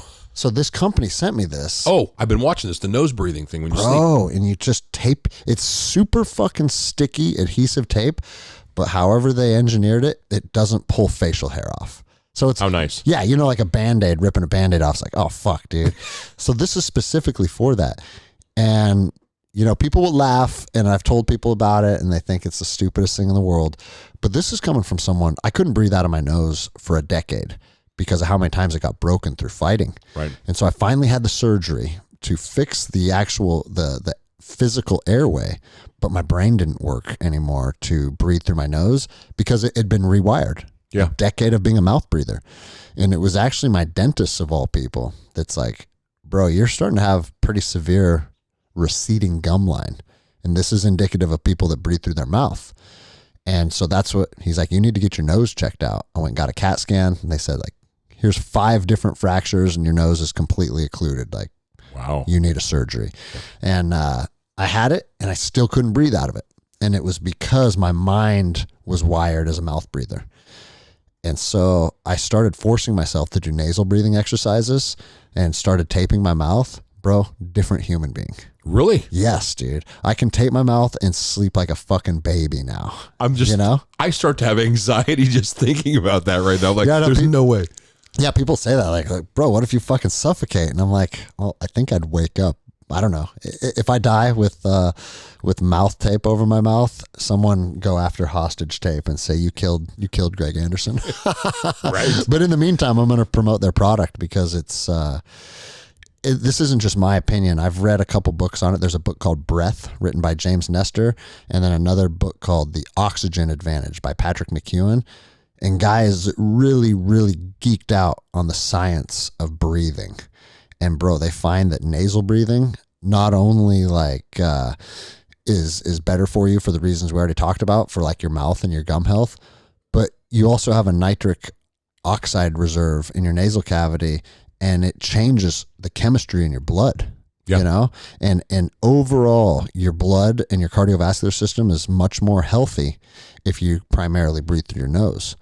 They've also found that elite athletes, once that they make the transition from breathing through their mouth to their nose, they can outperform their old times and stuff, which sounds crazy because you try and go on a run with your mouth closed.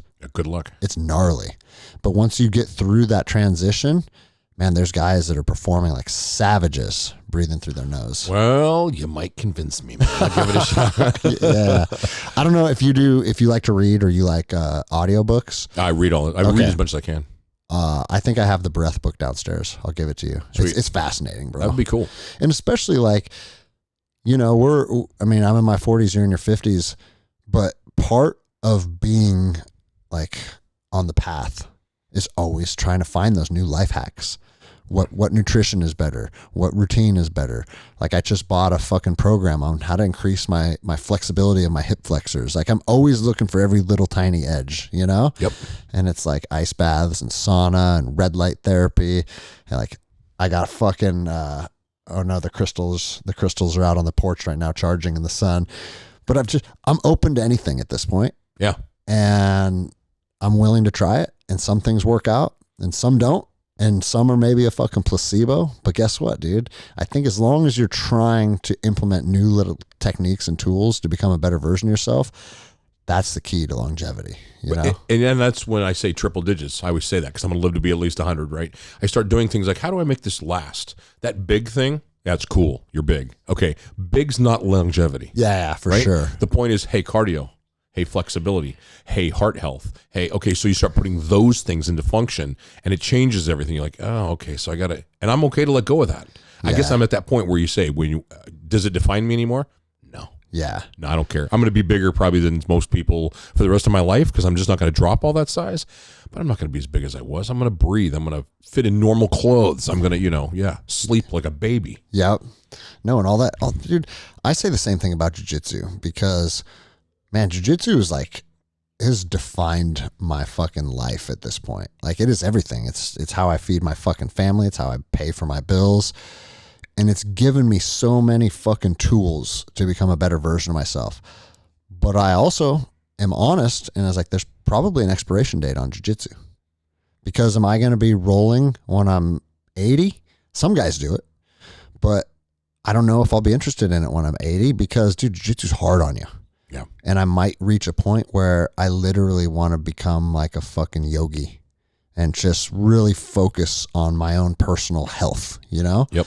And I think that that's a healthy outlook. It's just understand like these are things that I've done and they may have defined me for certain periods of time, but everything has a start date and an end date. And like you have an overwhelming amount of comfortability saying bodybuilding's in the past.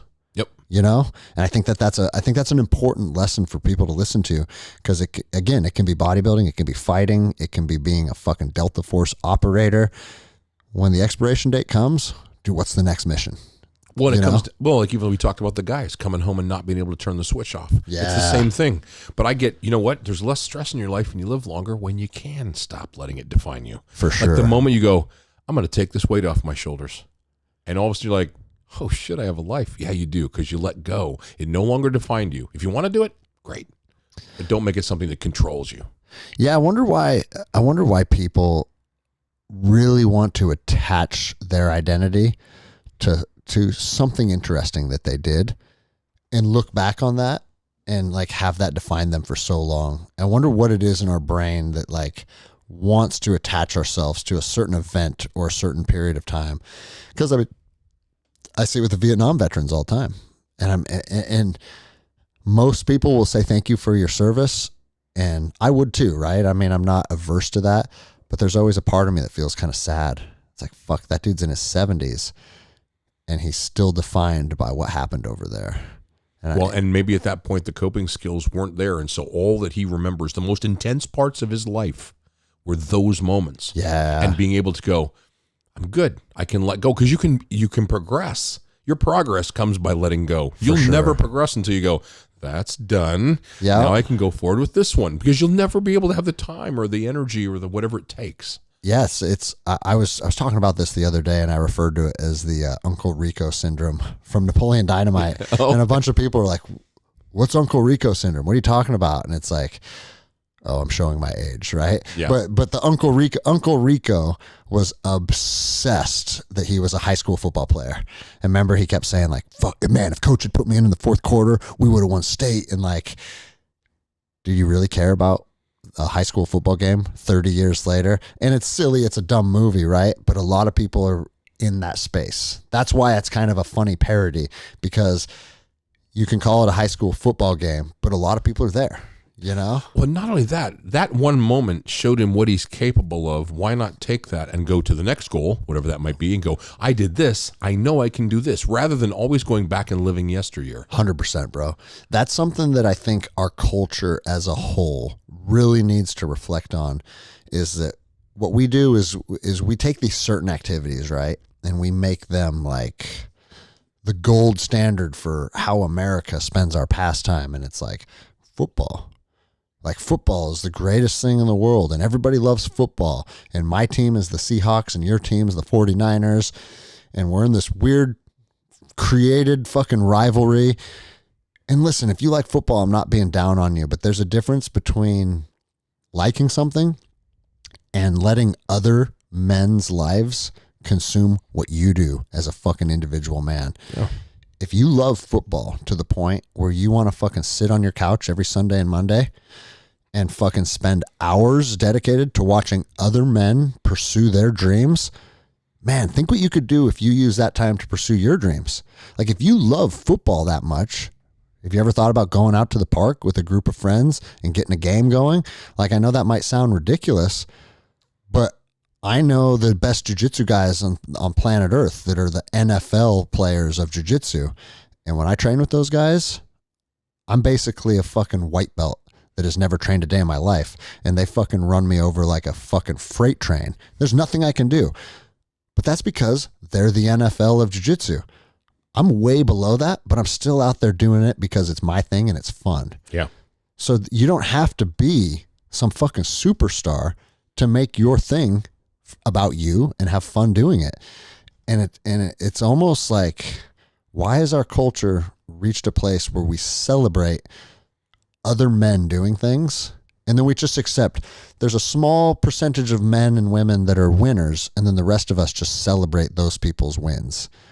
Go fucking win for yourself, dude. You know? And I think that's where it comes down to when we talked about them not being able to let go, them still holding on to the old football. That was the only time they had purpose. That was the only time they felt like somebody looked at them and went, wow, they accepted them, right? And now you're the guy that works at the insurance office. Yeah, so you're right, bro. You go home every day and you're like, fuck, I hate my life. So you think you got to do something else to.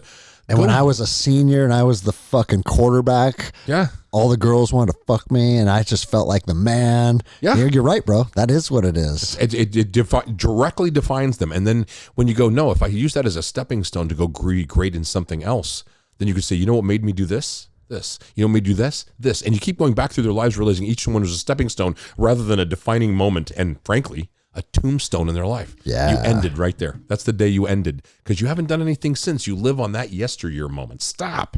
I know, man. And I've gotten arguments with friends before as they're just like, bro, if you fucking give football a chance, you'll see why we love it so much. And it's like, dude, just watch one game. Come to one Seahawks game and you'll fucking see. And it's like, nope, not interested, dude. You know? Because here's the other side of the coin. What if I did love it? What if you do pull me into your fucking wasting hours and hours and hours of my fucking week watching other men pursue their fucking dream, you know? Yeah. And here's the thing, man. I like watching the UFC. I watch some sporting events every now and then. So I get it. Like sometimes watching the best of the best do what they do, it's inspiring, right? I mean, we talked about the great bodybuilders. Like that's watching other men pursue their dream. But it's like everything in life. It's a balancing act. You can watch other men pursue their dream, in my opinion, as a tool to inspire greatness in yourself. Yeah. What does it do to you? Yeah. But you shouldn't watch other men pursue their dream as a vessel to live vicariously through someone else. Right. You know? Don't live through somebody else. Live. Yeah. And here's the thing. Those fucking people at the top of the food chain, guess what? They're just fucking regular dudes too. They just put more work in. And they fucking stayed more disciplined and they stayed more dedicated. And now they're making millions of dollars doing it. And obviously with football specifically, there's a genetic component. Not everybody's getting in the NFL. But everybody, in my opinion, is capable of greatness. You know? Yep. And absolutely. if you say that, oh, well, those guys, I'll never be one of those guys. It's a self-fulfilling prophecy. You'll never be one of those guys. Yeah, you've doomed yourself by what you believe about yourself. Stop. And it's like, at this point in my life, I feel like the next 10 years is going to be the most growth that I've ever experienced when it comes to even my physicality. Like I refuse to believe my prime is in the past. Maybe I'm delusional, but I'm only fucking 40. I turn 42 next week, you know? And same thing, like financially, spiritually, like the best version of me is in the future. Yeah. And when you know that and you believe that, bro, you feel fucking unstoppable. Yeah. And you know what? It's how you feel at that moment. If I push really hard and 2 years from now, I'm awesome in my own mind, whatever, I'm feeling great at that point. Does it matter that I was greater than I was when I was 25? No, 25's in the past, man. Yeah, Let exactly. it go. Yep. At whatever age I am then, I'm the best I could be. And you know it. You feel it. You look in the mirror and you're like, I kind of like that guy. I can deal with this. Bro, I say it all the time because, you know, we talk about like wanting to have a six pack might be kind of rooted in vanity. But the reality of it is when you like the person that you see in the mirror, everything else in your life feels better. Yep. When you look in the mirror and don't like that person, man, there's darkness around that. Yep. And a lot of people look at who they see in the mirror and not only do they not like it, they hate it. Yep. And it's like, bro, the formula is out there to change that. It might be demanding, but it's pretty simple, you know? Yeah. It's strange to me that people would choose to live a life of darkness because they don't want to put the work in to be proud of who they are. Yeah, they're unsure or they're just like insecure about, well, you might what? Everybody who was successful failed. Babe Ruth, right? Home run king. He was also the strikeout king at the same time. Yeah. Because he always said, if I'm not swinging for the fence to do the best, then why am I here? I didn't know that about him, but it doesn't surprise me either. Yeah, you know what I mean? At that time, he held the most strikeouts and the most home runs. I'm like, yeah, because the guy's doing everything, all he can, all out. Yeah. And when you miss, you miss. All right.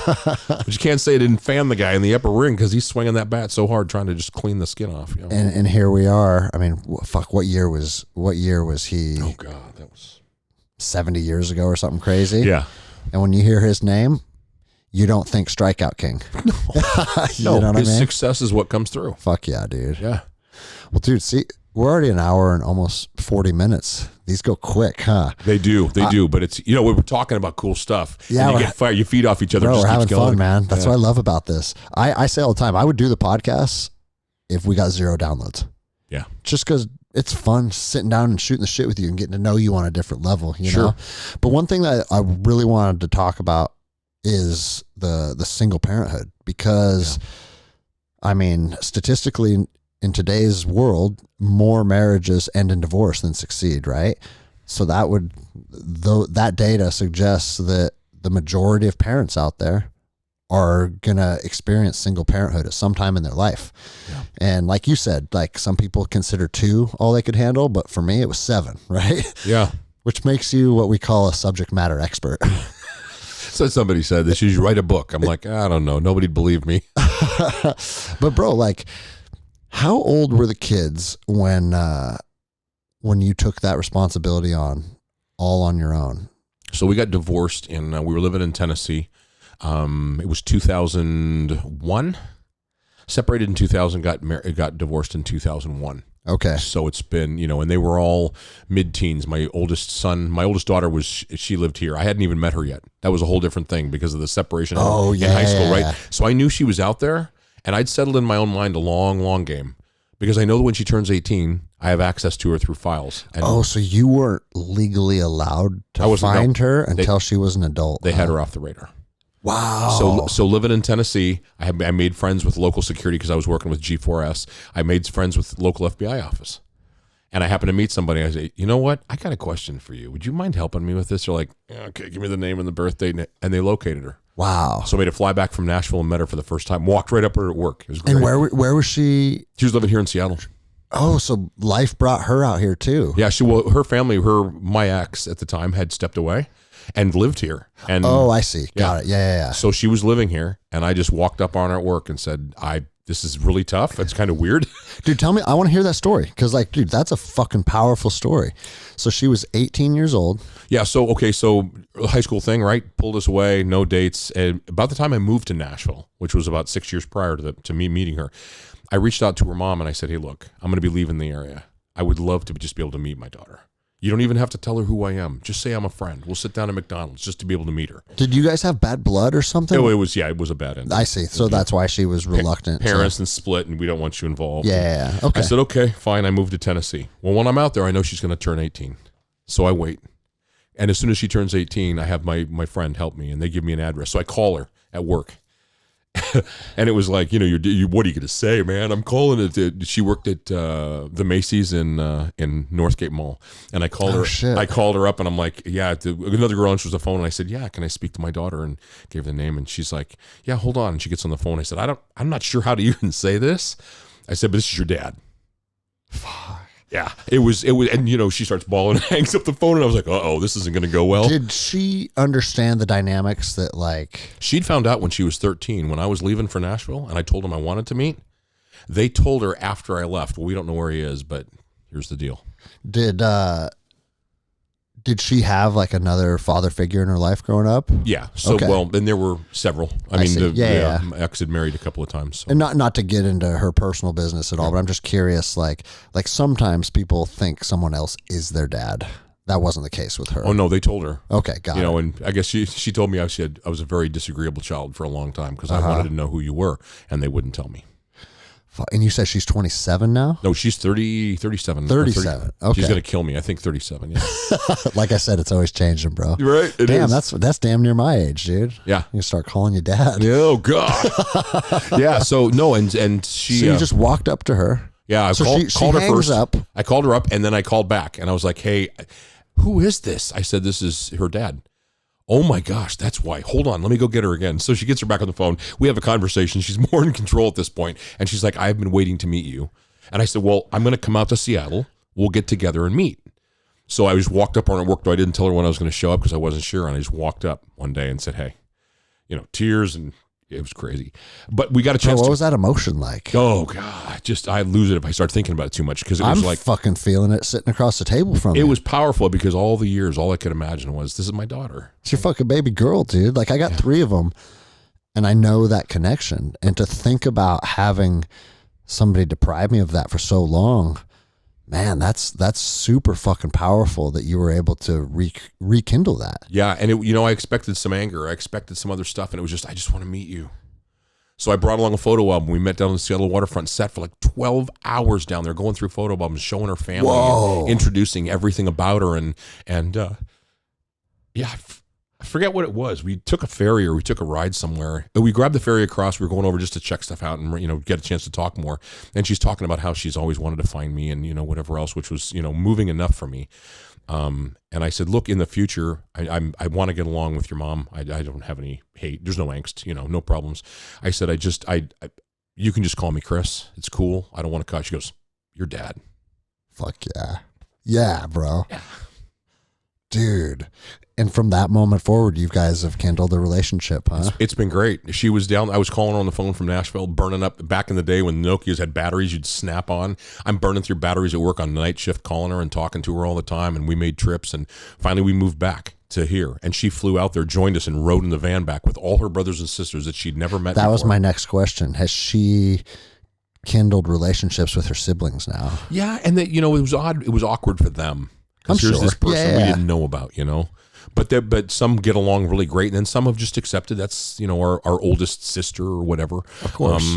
I was with Blackwater overseas, and she said, "I've got this guy. I met this guy, and I'm really thinking him serious." And of course, we'd gone through the guys and whatever else. I'm like, "Yeah, sure," but she kept talking about the same guy, and then finally she comes to me and goes, "He asked me to marry him," and I'm like, "I got your back. This is awesome." Yeah, my first daughter, right? I'm like, "I got your back. Whatever you need, you call me. You set it up." She goes, the first father that she had in her life, which was my former girlfriend's first husband, basically. Yep. So she wanted him and I to walk her down the aisle because we were the 2 dad figures. One was the real dad, and then one was the one that she knew most. So we did. He and I get along. It was no big deal. Shake hands. We were just at different parts of life. I never really met him before. Yeah. So we did that and set it up for her and took care of her wedding, and I got to be a part of that, and that was so cool, And to this day now, they live out in North Dakota. We go out and visit. Denny and I go out and visit all the time and hang out with the grandkids, and it's great. It's fantastic. That makes me fucking happy, bro. It was good stuff. Because you hear so many fucked up stories about just family dynamics being broken and shit. Yeah. But to hear one with the happy ending, that's what we're all looking for. That was the best thing ever. The best thing ever. And I'm so proud of her. She's done so well considering life. Yeah. Amazing stuff. So then when you were single dad to the other kids, it was the younger 6. Yes. Okay. Yep. And that was all from your ex, like you guys. Yeah. So in 2001, we got divorced. We lived out there another 3 years. So I'm raising kids on my own in Tennessee. We had to go through the battle for child support, and it got really ugly for a while. Did she stay involved in their lives too? Or? Well, no. So we came back. And let me say this, because I tell everybody on the podcast, if I start digging too deep, feel free to say, bro, that's my personal fucking business. My life's an open book, man. I got nothing to hide. Yeah, no. So we moved back in 2004. We were living out here for a few years, and then she sent me a text one day and said, I've got cancer, and I'm not sure how I'm going to deal with this. And I said, well, look, it's really fair to the kids if we don't bring this up yet. Let's find out from you. Get me a diagnosis. What's going on? Well, she kind of didn't go that route. And so I was on my way back from overseas, one of my deployments, and I'm sitting in Dubai in the freaking lounge on my computer, and all of a sudden, all these emails from my kids. How come you never told us? Oh, fuck, dude. So she'd gone to him and told him. So it was a really rough spot. So I started raising them at that point and taking them all the way from Tennessee all the way back here. So their mom hasn't been involved in their life. In 2011, she had been involved a little bit, but in 2011 she passed away from cancer. Fuck, man. So they, no mom thing, and to some degree, I think they really felt an abandonment to some degree because she didn't involve herself in a way that was probably most conducive as a mom. I think she did her best. I'm never going to put her down. I think she did her best, but there was a lot of gaps and spaces in the. Well, bro, it's because you have the mindset of abundance as opposed to the mindset of scarcity. And that may be applied in usually a financial situation, but it can also be applied in how you apply love and how you give positivity, and it's knowing that she did what she could. What more can you ask of her? You know what I'm saying? And I didn't, because at the point, anything that came forward was positive for the kids was good. I mean, in 2011, when she was passing away, she'd moved back out here. So I'm making runs with the kids, taking them up to the hospital, letting her visit them, whatever they wanted to do. This is their mom, right? They got to be able to find their closure and be able to do their thing. So, yeah. But anyway, so that was that. So that's the single father thing. She was living in Tennessee and I was here. So I was just raising them by myself. And it was chaos. Man, I look back over those years, it was total chaos. I'm trying to raise these kids and they're all going crazy in a million different directions. I got kids with 9-inch mohawks and I got, all kinds of crazy. And you know what? I allowed them to be creative. I want respect in my house. I want love for your brothers and sisters. And I want you to get good grades. You want to have purple hair that stands up 9 inches? I don't care. Bro, I'm the same way with my kids. Yeah. And because this is also a period of time in their life when they can just be kind of ridiculous and express themselves, and now that my kids are all in private school, they don't allow any of that stuff. They can't have color in their hair, they can't wear makeup, so it's they have a dad that kind of is open to them being kind of wild. Sure. But because of the cesspool that public schools have become, I can't allow that. No, you got to protect them. This is what we have to do to protect them right now, But bro, I'm the same way. It's as long as my kids, and I mean, I only have one teenager and then a 10-year-old and a 7-year-old. So they're not really in this phase of life yet. But man, if you're showing me that you're making good decisions, you're being kind, you're being respectful, I'm going to give you a long leash and I'm going to let you really experience life. It's like my 13-year-old, I let her go to concerts and stuff. And sure, I'll chaperone some stuff, but man, no one ever became super successful by being sheltered and having a helicopter parent fucking monitoring their every fucking move. Yep.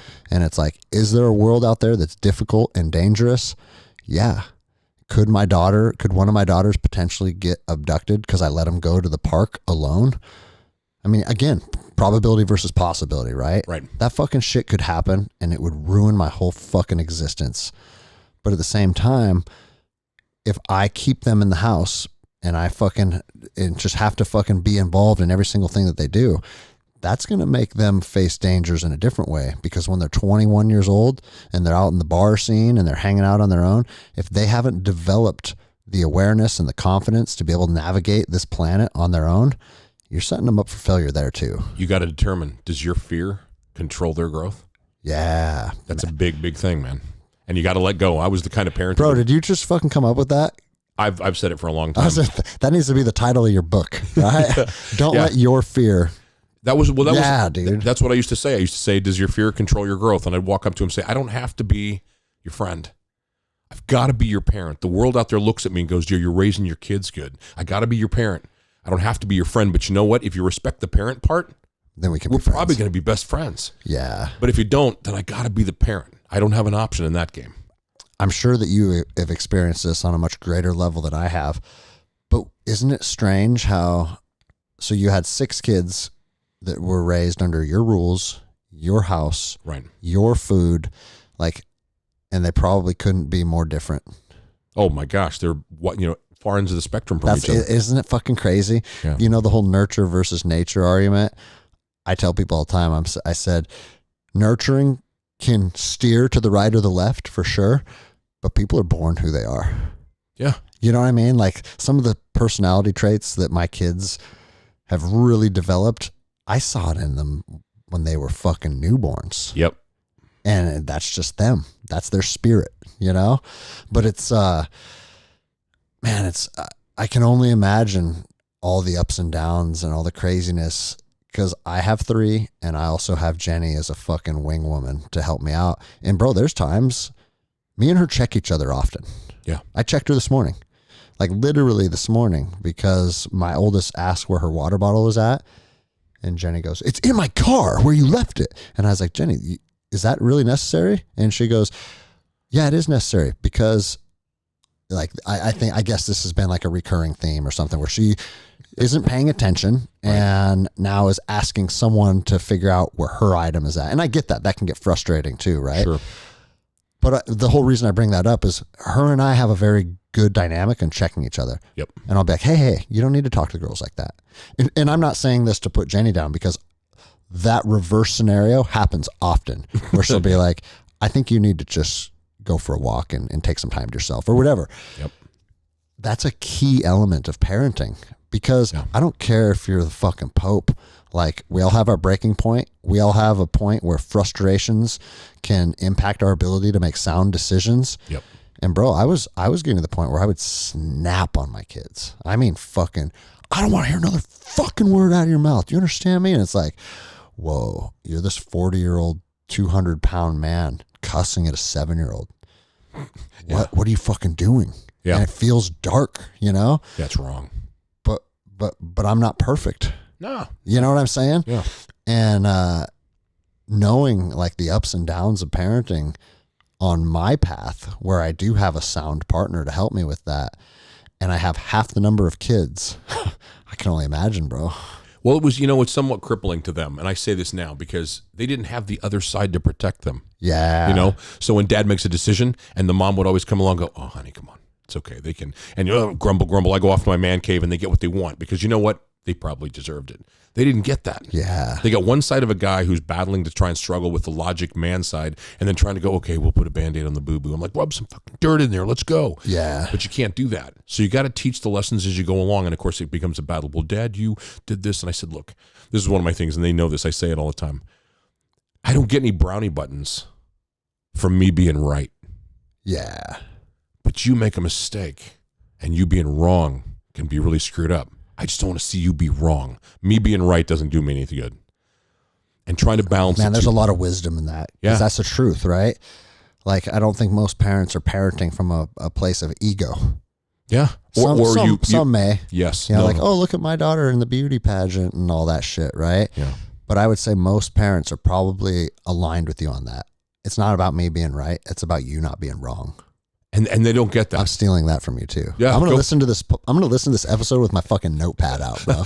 That I've said that to him for years. I go, me being right's not cool. You being wrong's bad, because you might make a decision that I don't have the. And I used to tell him another thing. I used to say to him, learn in my house before you leave. Yeah. Life doesn't give do-overs. There's no mulligans out there in life. 100%. Dad goes, you're grounded. Give me the keys. Are you really going to die? No, you got a roof over your head, and you got food, and you got your TV, and you got everything else. But you go out there in life and make that mistake. Yeah. Make them here. Yeah. Yeah. No, I've had that talk a lot with Angie and her boys, because I played a big role. Yeah, I remember. And I'm actually, me and her oldest, Zach, we're leaving on a hunting trip on Wednesday. Cool. For our birthdays, because we have the same birthday. Nice. And, but I've had that talk with her a lot, because like when you are a single parent in her shoes, the desire to be like overwhelmingly protective, because you want to control what you can control, right? And like, I'm sure you felt that same shit. But if you try and shelter and control too much through their formative years, you want them to go learn about that shit when they're 22. You know what I mean? Because everybody's going to go figure out this world for themselves at some point. Of course. So I think it only makes sense if we expose our children to the reality of this planet incrementally, instead of being the kid that shows up to college and is just like, you know, and like... Yeah, after their first year, they're ruined because they didn't know how to put the brakes on things or make judgment calls that at least kept them somewhere inside the lines. Yeah, or you never let them have a beer. You know what I'm saying? It's like... Well, when they go to college, if you haven't taught them how to drink responsibly and they drink 2/5 of whiskey, that's how they get fucking alcohol poisoning and die. Yeah. And like, you can say I'm a terrible parent, but I'm going to oversee that kind of stuff with my kids. Like I've told my kids, my oldest is only 13, but a 13-year-old in today's world, man, there's a lot of things they're exposed to that we weren't exposed to at 13. Right. And I tell my kids straight up, like, if I catch you drinking, we're going to have a conversation. If I catch you smoking marijuana, we're going to have a conversation. I'm not giving you a pass to do these things, but this is the reality of the planet we live in. If I find that you tried fucking ecstasy or you tried methamphetamine, like your fucking life is over and I'm going to fuck your life. Like you do that in my house, it's going to have the biggest consequences that you can even fathom. And again, it's not because I want to be right. It's because I know what wrong looks like, because as a patrol officer, seeing these kids that are addicted to methamphetamine and heroin and fucking dying on the streets, and like, there's paths that are so irresponsible that I can't tolerate it at all. And then there's some paths where most human beings dabble in it at times, and I'm going to be reasonable, you know? It's funny, like something that people say to me all the time. They're like, fucking 3 girls, I feel sorry for you, bro. It's like, don't feel sorry for me. I fucking love this mission that I'm charged with. But being a person that's rooted in reality, like, dude, my oldest is 3 years away from being 16. I know what I was doing with 16-year-old girls when I was in high school. I'm not fucking stupid, you know? So instead of just pretending that that's not going to be the case in this house, man, how about you teach her how to respect herself, teach her how to defend herself. And my 13-year-old could fucking murder probably 99% of 13-year-old boys, you know? She's been doing jiu-jitsu consistently for years now, and she fucks kids up. And it's like, so you give her some tools, you give her some abilities, you give her some confidence, and now when she is at that slumber party, the boys snuck over and they're fucking around, like, she ain't going to be a victim. She can make a choice in how this situation plays out. I think that's something that's lost on a lot of parents. Well, nobody raises them. They're letting the TV raise them. They're letting their iPhone raise them. They're letting TikTok raise them. Are you kidding me? That's nuts, bro. You seen what's on there? You want that to your kid? Dude, I think about that shit. It's like, at what point do I have to like put firewalls up and like block websites and shit? But then I'm like, you know what? They're so much more tech savvy than I am that they could probably hack right through it. They're going to find a way around it. You know what I'm saying? So instead of trying to prevent it, I just try and be open with them about it. Yeah, and I go straight forward and just, lay the truth out. We used to have drives along in the car. I'm driving along in the car. I'd say, wide open text. You guys can talk about anything. God, the questions that came out of my kid, I'm spitting my Coke on the dash going, where did you hear that? Wait, you're drinking Coke? Right? No, but I'm serious. I'm driving along and oh my gosh, the stuff that would come out of them. Yeah, it's nuts. But you know what? Let's be honest. Let's talk about it. Yeah. Let's lay it on the table, because well-informed means well-armed. Yeah. So let's keep you out of trouble.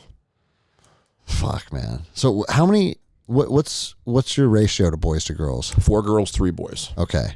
The boy that you referenced at the beginning of the show, who's in the Marine Corps, is he the one I met at the airport that looks like a mini you? Just fucking jacked. No, though. So he lives in Marysville. He left the Marine Corps. He's out. He's a delivery guy, works with Amazon. Got it. And he and his wife just had their first baby. So they're like all, taking care of little baby Lucy. She's the cutest thing in the world. Yeah, I forget why we crossed paths at the airport. Yeah, what were we there for? I mean, you wanted me to check with customs with something because I was working there at the time. Remember that? It was a detail. There's some work going on. I needed some background run on something. And then your boy was with you. And I was like, well, you don't have to introduce him as your son because he's your fucking doppelganger. Yeah. And he trains over here local at Team Fitness and stuff like that. Yeah. Okay. Fuck yeah, bro. Well, dude, we're at 2 hours. Like I said, goes quick. Yeah. Listen, it's been an honor to be here, man. I love chatting. This was great. Is there anything else that, like, coming into this that you wanted to bring up or points you wanted to make or anything? Because it's still open forum, man. Well, like you said, I should probably write a book. We could keep going for a while. The stories that will come out of me over the time is pretty crazy. But, maybe it's another podcast another day. Okay, yeah. It's been an honor to be here, honest, because I've listened to your man. podcast, and there's great subject matters and great people. So to be counted amongst them, I'm privileged. Thank you, man. I appreciate it. Then last thing, anytime we do a show, like I said, there's always someone out there that is going to pull something out of this show. There's a guy out there who's going to listen that's raising 4 girls by himself. Yeah. And he's going to want to say like, fuck man, that Chris guy said this. Are you open to people reaching out to you or anything like that? Absolutely. What would be are you on Instagram? I'm on Instagram. I'm on Facebook. Okay. They can reach out on either one of those. It just connect across. I'm not. I think I'm in private mode, but just reach out and connect with a friend. Okay. Yeah, be more than happy. This is what I do with people then that are guests on the show. I just put your Instagram handle in the show notes below, and if people want to click on it and have questions or whatever, feel free to hit them up. Man, if I can help. Yeah, that's all that matters. And bro, that's the fucking mission. That's what's so cool about this platform is it's like someone out there somewhere needs a little piece of advice or a little gem that you hold, something that I hold. And then the reciprocal side of that is there's people out there that hold little gems that you and I need to pull from, right? Yeah. And even in the cesspool that the internet is, you get what you're looking for in this world. And if you're out there looking for good stuff, looking for growth, looking for fucking positivity, you can find it in here and you can find it on these platforms. And it's cool. Like I get emails often where people are like, asking questions about jiu-jitsu or telling me stories about how, hey, I heard you did 75 hard, so I tried it, and now I'm down this much weight. And it's like, fuck yeah, dude. Good. Like the mission's working, Yeah, exactly. All right, brother. We'll wrap it up then. I appreciate you coming out. And like you said, we'll do it again sometime. Absolutely.